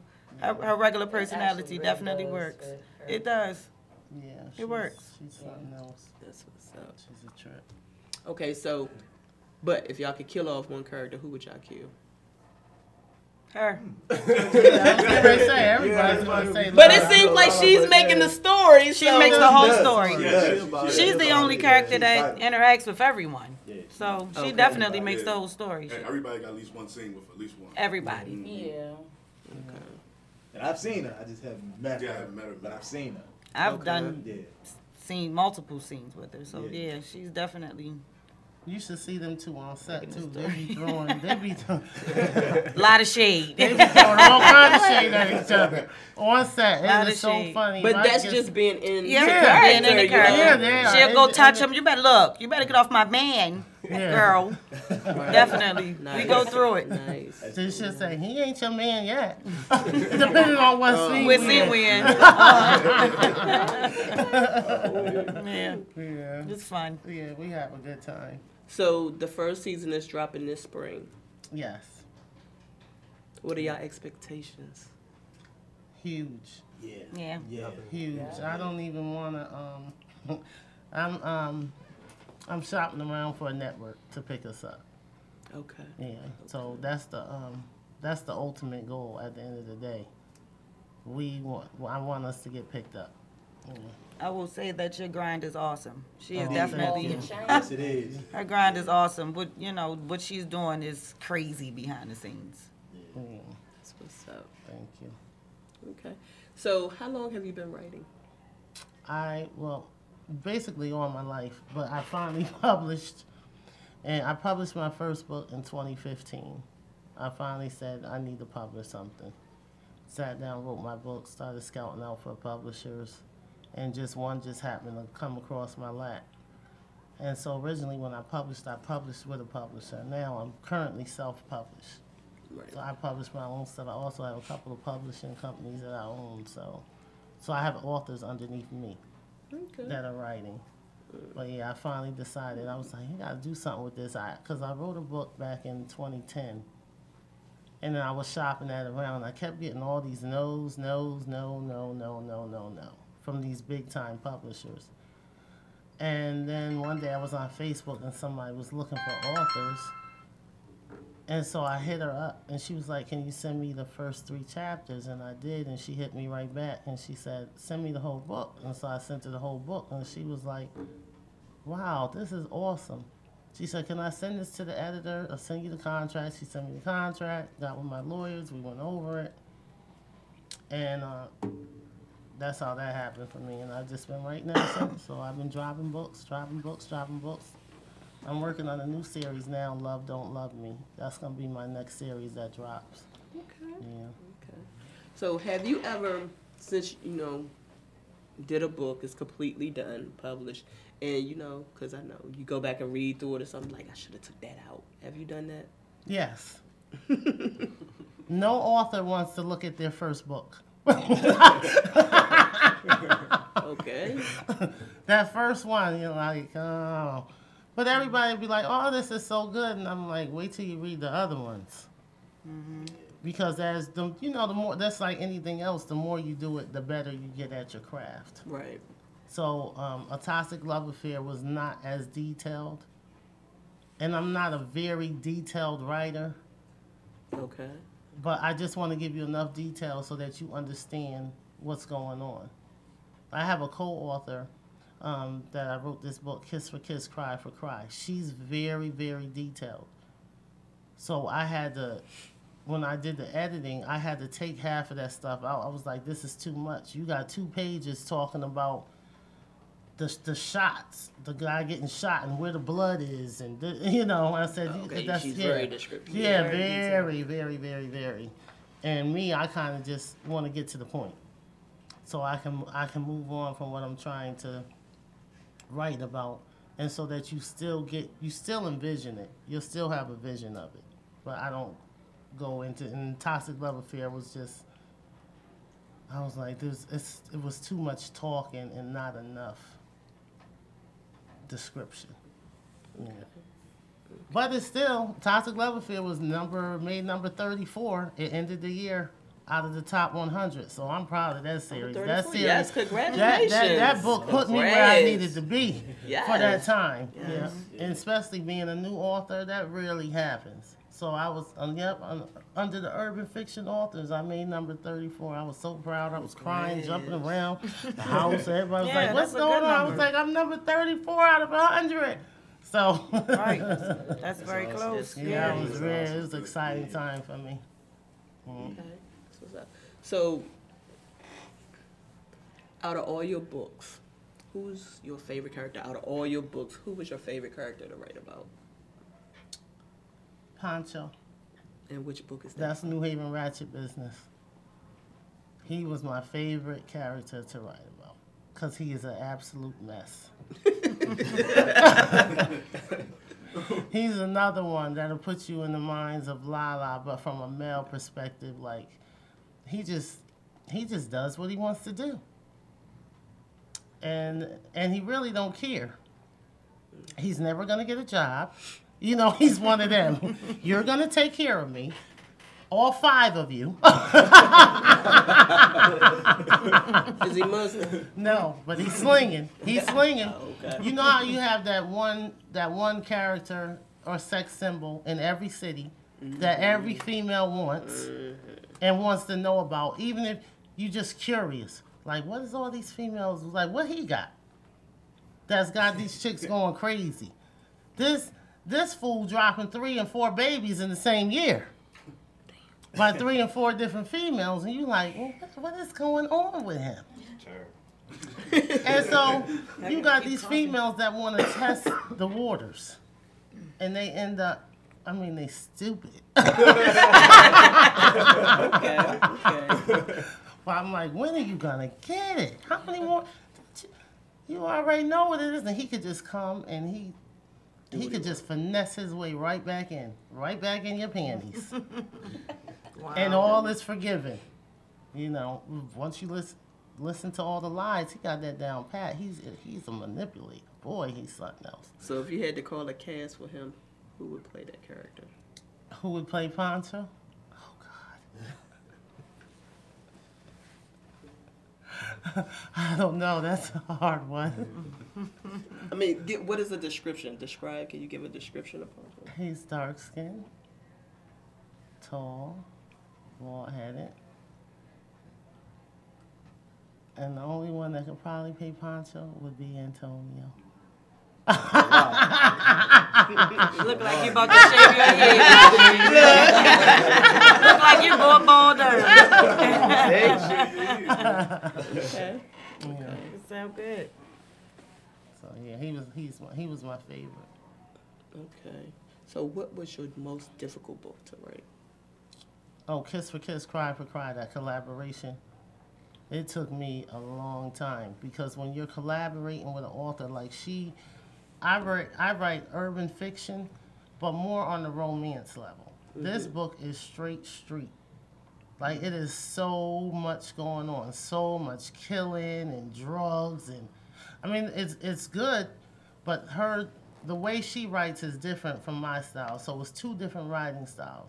Okay. And then I had to kind of finish this book on my own because she got locked up and ended up doing some time. Oh, she can write about that. Yeah. That sounds like a book. That sounds like a book. Oh, she's a book. This is my co-author. She's a book in herself. But so I had to finish it, and she called me from jail and be like, "Stacy, where you at with the book?" And I'm like, "I'm stuck." Like, I had so much writer's block on that book because I had to kind of change how I write to kind of fit in with hers because it has to gel. Mm-hmm. And then somehow or another, one day my creativity just popped in my head and I just started writing and finished it. I was like, I'm sick of this. I got to finish this book. This is the longest book. It never took me this long to write a book. I can write a book in 30 days. Oh, you good. Yeah. You good. You good. Your brain is creative. You got it going. And I was like, and this book was lingering on for months. When I say months, 6, 7, 8 months later, and it still wasn't finished. It wasn't complete. And I was like, that one day, it just took that one little niche, that one little nug, and I was like, okay, I'm going to finish it. I know how I want to end it. And we was kind of like in the middle of it. So then she called, and I was like, Chris, I'm done. It's getting ready to come out. I'm getting ready to publish it. Yeah. But that was my hardest book. Because I didn't come up with the concept. Okay. If I come up with the concept, they're never hard because I already have it. It's already in my head. I know how I'm going to start it and I know how I'm going to end it. Right. Okay. And then everything in the middle just comes. Yeah. Okay. Okay. That's what's up. Whew. What tips would you give someone that's in the process of writing a book? First timer. A first timer writing, make sure that you have a good plot. You have to have a good plot. Your storyline needs to be good. I got a lot of authors that send me stuff, and as soon as I open it up and I read the first page, I'm like, nope, it's a no for me. Okay. So I never get past that first. I'm not gonna make it past that first chapter if it's not that good. Something has to click in me to let me know that this is good. You have to have a good plot. You have to have a really nice, good storyline. I can help you with the title, but I can't help you with your writing. And I understand some of the times what they're trying to say. Mm-hmm. But if I got to figure out what you're trying to say to me, then you're not a writer. You need to go back and do some more homework and, figure that part out. Because a writer knows. Right. So, I don't know if it's going to be a class or whatever, but that's what I would tell them. Make sure you have a good plot. Make sure you do your research when you're signing to a publishing company, because I signed to a publishing company I shouldn't have. Okay. But I already knew that going in. Okay. But I needed to get my name out there, so it helped me get my name out there. It did what I needed it to do for the time being. And actually, Commandments of a Female Hustler, I've been through some stuff. Okay. They wanted me to change the name of the book, change my characters, and I refused to do it. And that's how I end up self-publishing. Okay. I was like, no, I'm not going to do it, because as a writer, when you're writing, you know your characters. You can't change Lala to a Gucci. They wanted me to name her Gucci. And I was like, no. Definitely not Gucci. She's been Lala this whole book. Right. And it's supposed they wanted me to Gucci and something Savage, some kind of crazy title. And I had already put my cover out there. They wanted to change my cover too, and I was like, no, my readers are waiting for my cover. It's just like any other industry. Right. They wanted to mess with my creativity, and I just wasn't having it. So I started looking at other options of how I'm going to get my book out there. And that's what I did. I was like, no, thank you. I thank you for that as an author because I love to read. And like, two of my favorite authors are Ashley and Jacquemus. And The Cartel. Yeah, The Cartel. Yeah. And, you know, I was like waiting on Cartel 5 and it kept getting pushed back and I was getting irritated. Yeah. As a reader, when you're reading and you get in that mode and you know, okay, so if I read 4, this should be dropping right then and there. So boom, boom, boom, boom. And then that y'all get pushed back, you'd be upset. Yeah, a lot of people was mad about that Cartel not dropping. They was like, when is it coming out? Yeah. But I try not, I get those and my Facebook and my Instagram be lit up. When are you gonna drop? When is 5 coming out? Because everybody's waiting for the finale, for me to drop the finale, New Haven Ratchet Business Part 5. And it's finished. Right. That's what I was going to ask you. Like, with your fans, the emails, do you constantly get the emails, like, when is the next book dropping? Yeah, or when what's is it what? dropping? Like, When is it? you might end a story a certain way. I'm like, well, what happened to this character? Do you get them emails? All the time. All the time. They want me to tell them the book. And I know you have to wait. I need to know what's going to happen. You're going to find out what's going to happen. That reminds me back in the days when our parents used to watch the stories. Yeah. Like, what's going to happen with Luke and Lauren? You know, like, yeah. All my books end with a cliffhanger. With a cliffhanger. So, yeah, you're left. Unless it's the finale. At the finale, I'm going to sum everything up.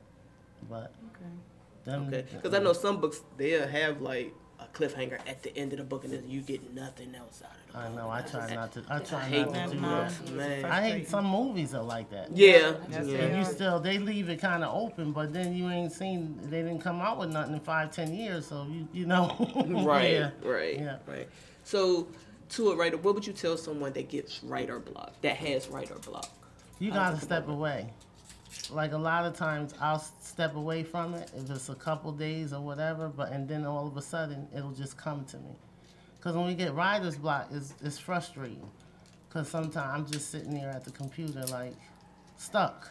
Just staring out in the air like, what am I gonna write? But I noticed that once I go to work and I start just forgetting about the book and just moving in my daily life. One time I was coming down Piran Parkway, getting ready to get on 695, and the idea popped in my head. I pulled over so fast, and I took out my phone, and I started putting that in my notes, and I was like, as soon as I get to work, I'm going to finish this, because I was on my last chapter, and I was stuck with how I needed to end it. I wanted to end it in a certain way. I knew how I wanted to end it, but the words just wasn't coming right. And then I got it. So as soon as I got to work, I wrote that chapter, read that book, sent that to my editor, and it was a wrap. It just happens just like that. I know sometimes it takes people a couple weeks. They'll have that writer's block for a couple weeks, but it's okay, because when you get it, you get it. Mac Jack.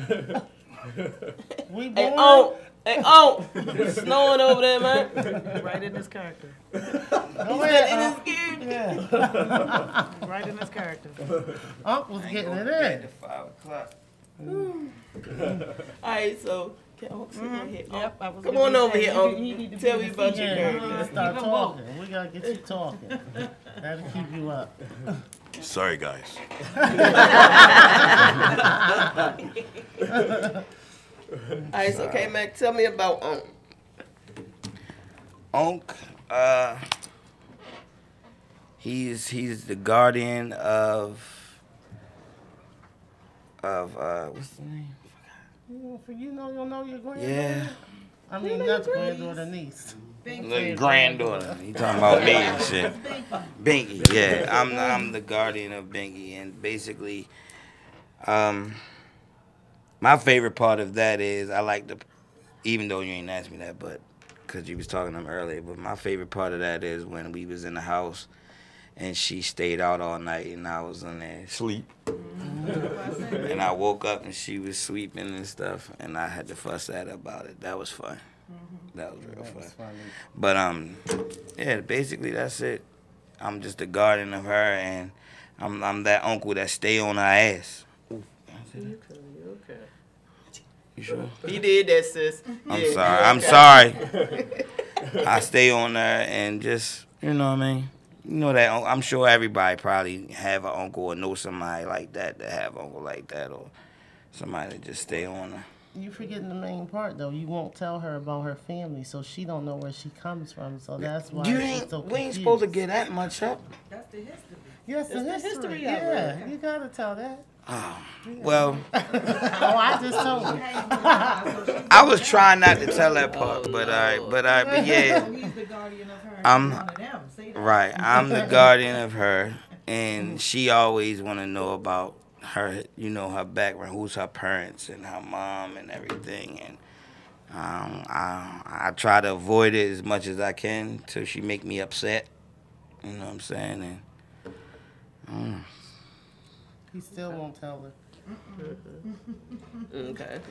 So we going too much, y'all. Y'all giving too much, yo. I ain't okay, so I get it that her parents are nowhere around. Yeah. Okay. Basically. And she drifts off to hanging with Lala and them. Who's the baby of the group? Is it Binky? It's Jay. Jay? Okay. She's the baby of the group. They're all the same age, but Jay is the youngest. Oh, everybody, all of them They're the all same 25, yeah. They all kind of grew up together in the projects. Yeah. Okay. But I'm the cool uncle. I'm cool with everybody. Yeah. I'm cool with everybody. I only got a few little, you know what I'm saying? I only got a few little scenes. I mean, I'm popping in and out, and it's basically about them. Okay. Yeah, it's basically about them. I just got a few scenes. She wrote me a few extra lines, though. I did. He was so good. I was like, you know, I need more of this. Yeah, I just come in, bam, and I'm out of the way. Yeah. That's what's awesome about Stacy. She'll write in them lines. Right, yeah. Okay. She was like, because when we filmed, she was like, nah, you got to do more than that. Yeah. You got to do more. So I was like, all right, cool. Yeah. This was the easiest. This was the easiest, like, script I've ever had. You know what I'm saying? Because I played Chris Partlow in The Wire, and I was one of the main, you know what I'm saying? I basically was the you know what I'm saying, the lead. Right. So this script was like, okay, type this in my phone real quick. Type this in my phone real fast. All right, that was easy, because I'm in and out. You know what I'm saying? Real short scenes. Okay, so who just walked in the door, y'all? Hi, I'm Binky. Binky. Yes. Okay. Okay. So let your niece sit right here. I love that. Thank you. Good afternoon. Good afternoon, everyone. Hello. Glad to join you. Tell the listeners who you are. Hi, everyone. My name is Sabrina. I play a role, Binky, in the new upcoming hit series, The Commandments of a Female Hustler. And you guys are in for a show. That's let's start there. So stay tuned. It's definitely gonna have you on the edge of your seats for sure. Okay. Yeah. Okay. All right. So I'm gonna ask you some of the questions that I asked them. What was your favorite scene?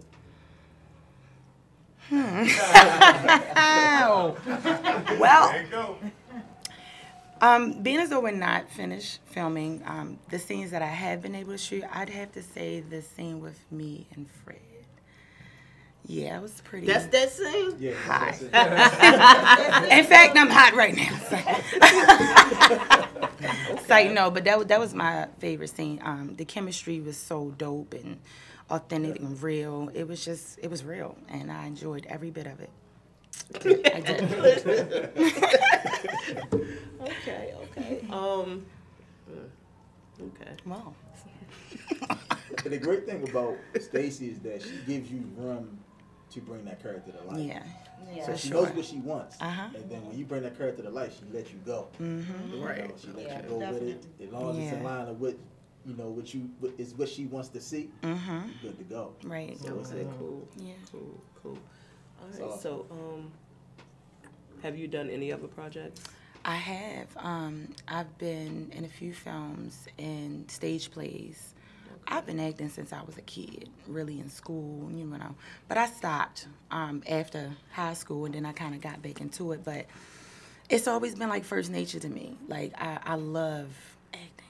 Like so, kind of getting into this role, it wasn't too hard to, cause I'm from Baltimore, and I know a lot of people just like Minky, and I can relate to her in some ways, you know. So when I read the book, it was a page turner, and I knew right then and there, I know what I need to do. I'm Binky. Okay, so tell the listeners a little bit about Binky. So Binky, she's on her own, really. She doesn't have a mom, a dad. All she has is her uncle, you know. So she's a little lost in a way, and a little, you can say, angry inside, because not really having nobody and support, nobody to call, run to, cry to, you know. It's just her and her uncle. So she wants to get out of the hood, you know. She wants a better life for her and her uncle, but she still yearns to want to know who her family is. So she don't take no stuff. Like, she don't play with people. She will pop you in the mouth. Like, So- she will. So do her and Yaya, is that say right? Lala, do they become best friends? They are. Well, the we book are. Starts out best. Yeah, friends. we are friends. Okay, Me, yeah. her, and Jay. But Lala knows I will get with her. She don't want to smoke. She know how I get down. She do. She know how I get down. But, you know, she'll try it to a certain extent, you know. But Binky, out of the crew, she's the toughest one, you know, of the three. So, I don't know. But, and I kind of ride off of Lala, you know, I let her take the lead all the time. But at the end of the day, she knows, like, if something need to get done or somebody messing with me, she know who to call. Call Binky. Binky gonna get a matter of fact, I got booked for her. Yeah, you gonna find out. I got booked and went to jail for some girls that I beat up or got into it with over her. Okay. So, you know. Ooh, okay.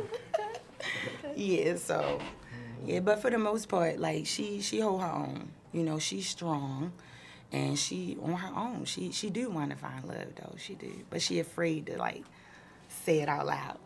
Okay. She try to be tough. Okay.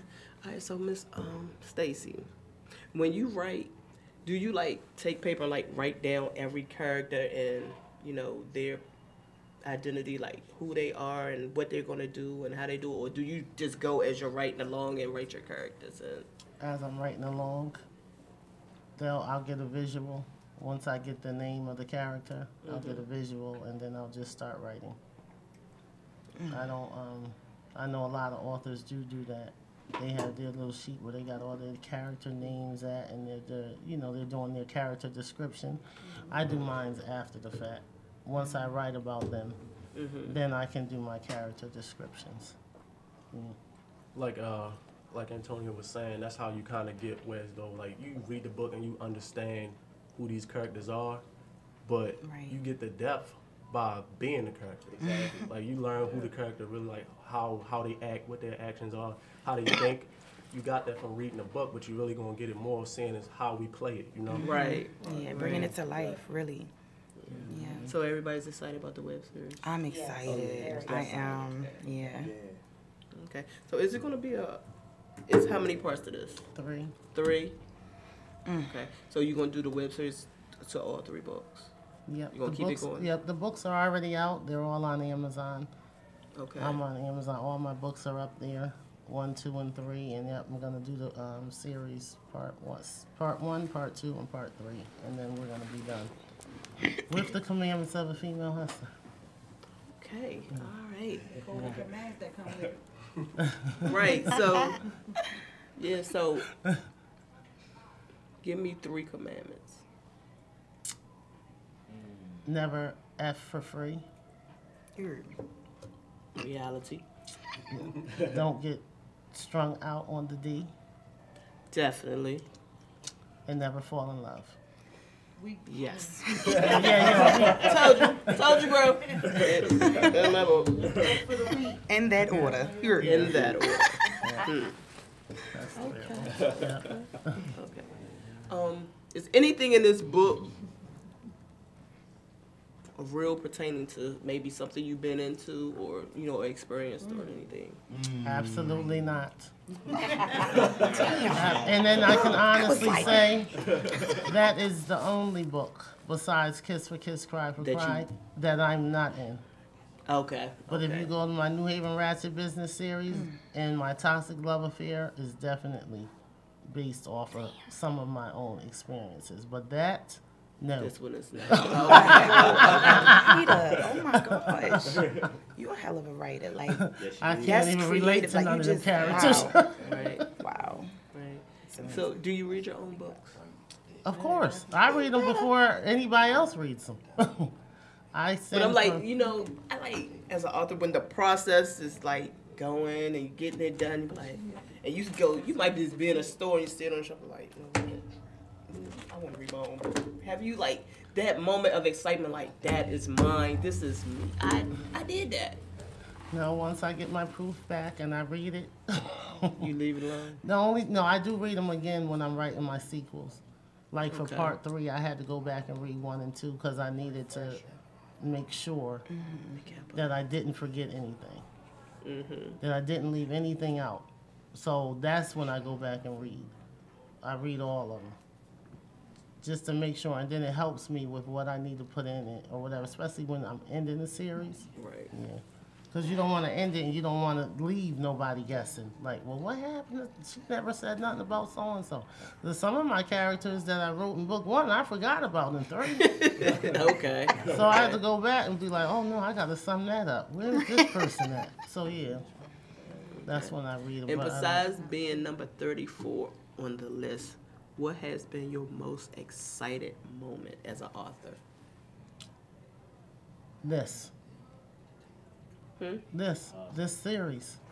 I'm trying to bring this to the light, and just being on the set and being able to see the actors, just bring it to the light. Like sometimes I have to, if they do so good, I have to like turn around because I'm getting ready to cry, and I don't want the cast to see me cry because how they just brought it to the light, and I'm just like, wow. Sometimes I'm in awe. I'd be like, goodness, they did so good. Like, I'm like, I can picture it, and especially when I'm looking at it through the camera, and I can see it, and I'm envisioning how it's gonna look when it goes on the screen and stuff. So that's been my, I guess, as Oprah would say, my aha moment.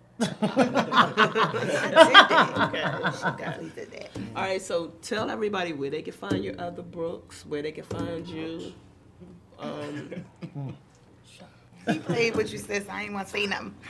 Where they can find your other books. And where they can follow you. Do you have something just for this, or do they just follow you? I do have Commandments of a Female Hustler is up on Facebook right now. We do have a YouTube channel. We're getting ready to do the Instagram. So you can follow that on just specifically for Commandments of a Female Hustler. And then all the books are on Amazon. I'm on Facebook, Twitter. Facebook is author Stacy Fenner or Stacy Fenner Blackwell. I have an author page too up there that's author Stacy Fenner. Commandments of a Female Hustler, that page. Instagram is author Stacy Fenner. Twitter is sfenner1. I also have my website, www.authorstacyfenner.com. You'll also find my books on there too. Okay. Okay. All right. I want to thank y'all for coming out. Thank you. Let me know what's going on with your books and everything and your web series. I'm looking forward to the web series now. Y'all done gave me some scenes. I'm gonna be like, oh, that's what they was talking about. Girl. Oh, yes. And then I'm gonna be like, I'm gonna call you and tell you how I feel about Lala. I was like, definitely. Yes, I will be. Look, I will be the one when the YouTube making all the comments. Yes. I'm gonna be like, look at Pandora. That's me down there in the comments. No, I really wanted to fight Lala. Like I was like, yo, I really want to see her. Like she made me mad in this book. Like in real life, I want to fight Lala. I don't know where she at in real life. I'm telling you, she a character. Like if she was my homegirl, we definitely would have scrapped. We'd been cool afterwards, but we would definitely scrap. Her mouth is just ugh. She don't know what to say. Oh no. And all the characters are from Baltimore. And yeah, except for Vanna, who's from DC. Oh, so your characters from DC? No. No, I'm saying all the characters are from yeah. Baltimore. Yeah. Right. Wow. Right. I didn't know you was from DC, bro. Yeah. Okay. Nice. Yeah. Okay. All right. Thank y'all for coming. Thank you for having us. All right, y'all. Make sure I'm going to put the links on my page and the information as well, so y'all can check out her books. And once everything is up, I will be promoting the web series as well on my page. So just make sure when y'all see it, y'all already know the interview. Everything's gonna come back up once the web series drop. I'm gonna drop this interview again, and then they'll know to go. Oh, thank you. So, Thank you. awesome. Okay. Thank you. All right, y'all. About to take a break, and I'll be back. Yeah.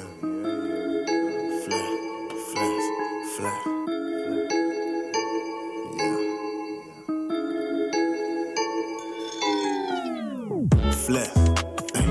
Flex, ayy, just super flex, yeah, running up a check, yeah, flex,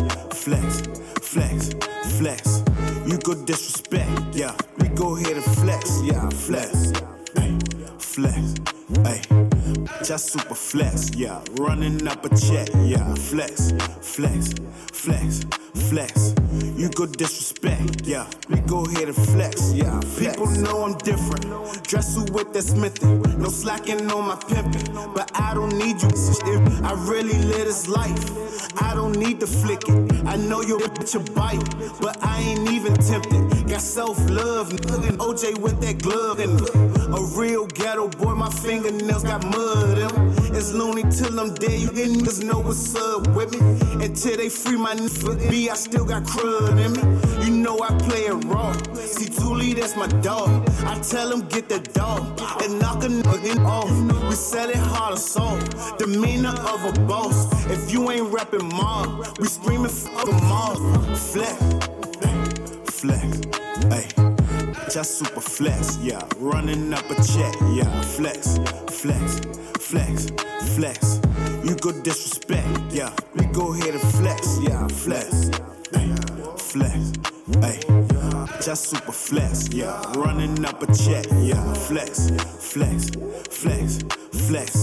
you go disrespect, yeah, we go ahead and flex, yeah, the money go where I go, looking like I hit the lotto, babe, she's riding with me, I'm just hoping that she swallow, but for that, I just want him from the back, I just throw racks on the back, cause I just bust from the back, yeah, panic attack cause I'm all for the ass, she gave me a first cause my windows is black, I do this for real and there's more than just ride, my hitters stay with me, you know this is crack, big and blunt with gelato with it, 5 gold bottles, got the models with it, all on my shoes like a Valentine, Gucci my jacket, your girl will be mine, killing your trenches, it should be a crime, yeah, one way, we ain't selling no dime, we get that shoes first, we ain't waiting in line, ever since younger, we been on that grind, yeah, look at the river, you falling behind, diamonds with me, when young, we gon' shine, flex, ayy, just super flex, yeah, running up a check, yeah, flex, you go disrespect, yeah, we go ahead and flex, yeah, flex, ayy, just super flex, yeah, running up a check, yeah, flex, you go disrespect, yeah, we go ahead and flex, yeah, flex.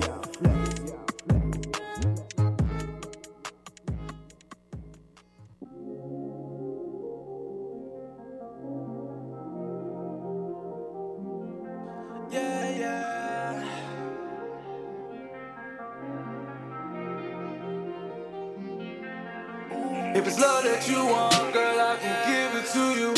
If you want to see the stars, baby, I give you the moon. Any dreams you decide, girl, I plan on making it true. But this all I want you to do. Keep it warm. Keep it warm.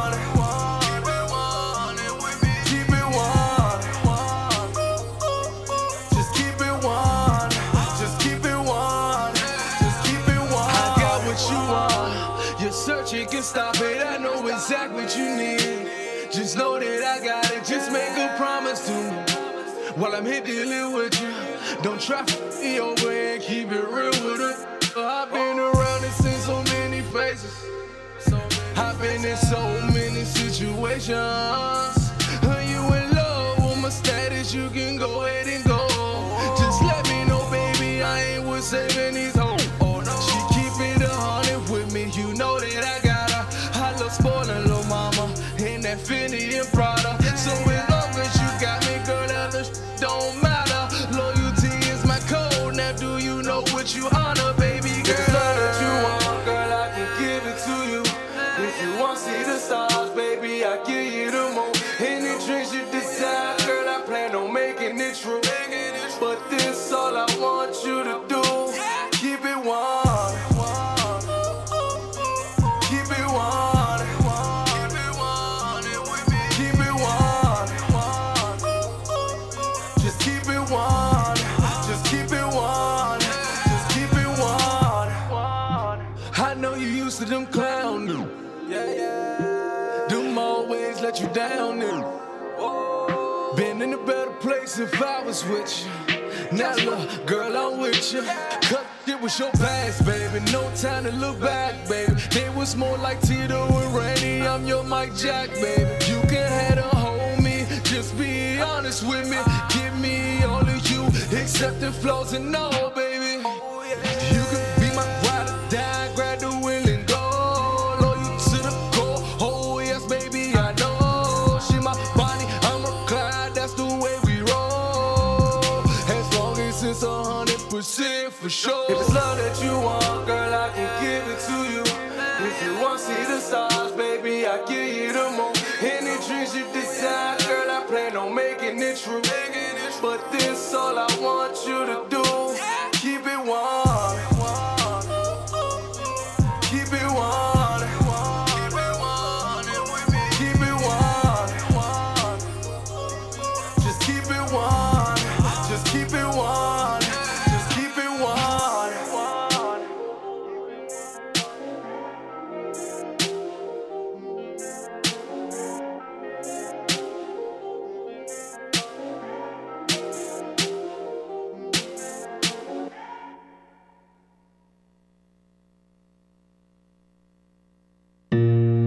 Go off. Yeah. Hey, Big Leo, we'll turn music up a little bit. You got to. Big B. What's happening? Yeah. G-Mac. CTC. Listen. I'm on the front line, grinding, trying to find a way to make it out. You be ear hustling, trying to find a way to take me out. Pray to God daily, so my hustle got a sacred route. Never been one for one, I don't understand what all that faking about. It's an enigma, a puzzle. I ain't got the answers, Joe. You hating on the next man. Everything is tangible. Fire drop, heavy on percussion, deep piano flow. Big Leo, Big B, killer cow, the animal. Was it Big Cow? Big B, killer Leo, the cannibal. Electrocution, lecture, elector, Hannibal. We supposed to be family though. Every man is for himself, the real ones understand me though. I rolled up what I'm selling, mixed with funnel and carb. So many crabs in the barrel, these niggas live at the wall. Turn me to 93, OMG, roughing them off. We can't speak of revolution, man, y'all niggas too soft, huh? Shit. What? That shit you talking that gangster Slim? You killing your brother? Huh? You making another black mother cry? But you scared of revolution though, right? Yeah, yeah. Talk to him. If we look at the proverbial crabs in a barrel, smelling like gas. Hey, look. Crab ass niggas ain't want me to blow 50 bands plus couturity. You already know I'm on the next flight smoking, literally smelling like gas as I walk past security. You a barrel ass nigga, so your bank account medium. I'm always out of town, I only see him on social media. Come to getting money, I'm down Wikipedia. 28 grams, I can hit you with a liter, bruh. They all in the race. They don't wanna see me in that rollie with that flooded out face. They don't wanna see me buy my mama a house. I rep the DMV, but get more love in the sofa. Kind of my money, my family, this is how I react. I'm shooting at these niggas like G-Mac. Took the entire block with that fire drop. Kitchen music empire equals a lot of guap. But another crab is pulling the crabs down. Pulling the crabs down. Don't be crabby, bro. Fuck out the barrel, y'all. Everybody screaming, we together, support your own. I get more love out of town than I be getting at home. It's a lot of talent here, but I see what's wrong. When you grind it, they with you. You blow up, they gone. Kinda backwards if you ask me. I gave you all the mixtapes and you still want the album for free? I guess I ain't have to pay for the beat. Or I guess it ain't no mixing and mastering fees. You say you from the street, got some questions, can you answer me these? Is your plug just gonna hand you some keys? Your connect or some green just gonna randomly hand you some weed? Nigga, please, being in the barrel is bad. People don't wanna see you get what they can't have. If they see you rich, then they get mad. But you can get shit too, just get off your ass. Cause that hating shit, it won't last. Kill a crab. If you see me winning, niggas, then we all winning. If you think about it like that, then that's how you gonna come up. Everybody pulling each other down. Hating on this man, hating on that man, where he from, where he not from. It's all about the money. Let's get to the money. That's the only way we're gonna get out the struggle. It's the only way we're gonna make a name for ourselves out here. Shout the fire drop. 87 TV.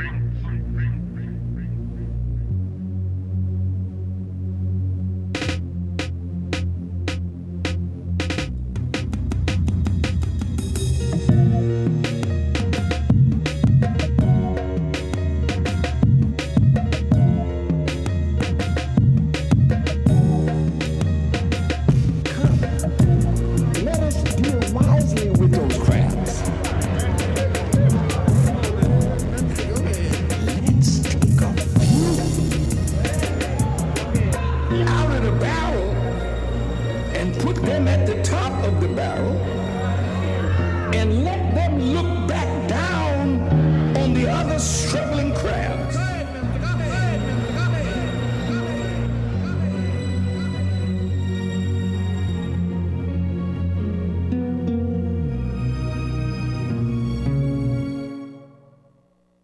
She's a rider, as long as I got her. You know they gon' hate us, hate us, hate us. She hit my suppliers, she know that I got her. And we gon' get paper, paper, paper. Shorty always on my mind. I'm right there when you need me. She can hit me anytime. 100's how she keep it. She support the homie grind. She love the way I beat it. Shorty tell me all the time. You always yeah, my mommy hold me down whenever I need her. Sex lethal, holler, hit me anytime. And she know I got peoples, I be right there. Will she tell me that's just how we roll though? Can't nothing come between it, ain't no secret and we both know. She like sipping Henny and Remy just like me. Love it when we mash out, pulling on that sour D's and she fly still. She keep it hood and some high heels, beat it up whenever depending on how I feel. It ain't about that, thinking you can get 'em, ain't I doubt that. Don't care if your paper on my shorty plot to take you off and bring that cheese back. We chief it real heavy, yeah, we drinking on you while you hollering that shit. She's a rider, as long as I got her. You know they gon' hate us, hate us, hate us. She hit my suppliers, she know that I got her. And we gon' get paper, paper, paper. She's a rider, as long as I got her. You know they gon' hate us, hate us, hate us. She hit my suppliers, she know that I got her. And we gon' get paper, paper, paper. Yeah. Pictures rolling, the bond can't be broken. She put me on some dummies, I let her know who holding. Go hard when I go in, get mad when I dip. Ain't talked to her in 2 days and she don't never trip, but then I slide through. She greet me, I'm like, what you trying to do? She say, whatever you like, you my plans for the night. And I like that about her, she hood, got hella game with the frame of a model. She recognize the lane when them clowns try holler. They all sound the same, we twist up and laugh about it. Laugh about it. See, these cowards got it wrong. She fall from a phony, not some bucket in a thong. She's something like my homie. She's a rider, as long as I got her. You know they gon' hate us, hate us, hate us. She hit my suppliers, she know that I got her. And we gon' get paper, paper, paper. She's a rider, as long as What's up, y'all? Girl Pandora. I want to thank y'all for tuning in to the Pandora Word Box Show today. Today, I had Miss Stacy Tyson come through, Mr. and Mrs. Mike Rose, Miss Stacy Fender, The Commandments of a Female Hustler. Thanks to my brother K Mac, Knoxville. I thank y'all for tuning in. Get ready for the Code Red Show at 1 o'clock, 1 p.m. right here on WinDC Radio. Thanks for rocking with us. Y'all the best.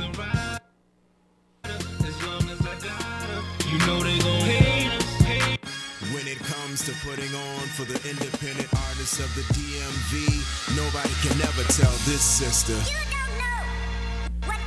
Sure she does. She is award-winning host Pandora Love, and this is the Pandora Word Box Show, exclusively on WinDCRadio.com, the WinDC Radio app, streaming on Facebook and YouTube Live via the WinDC Radio pages, broadcasting live from the shops at Iverson.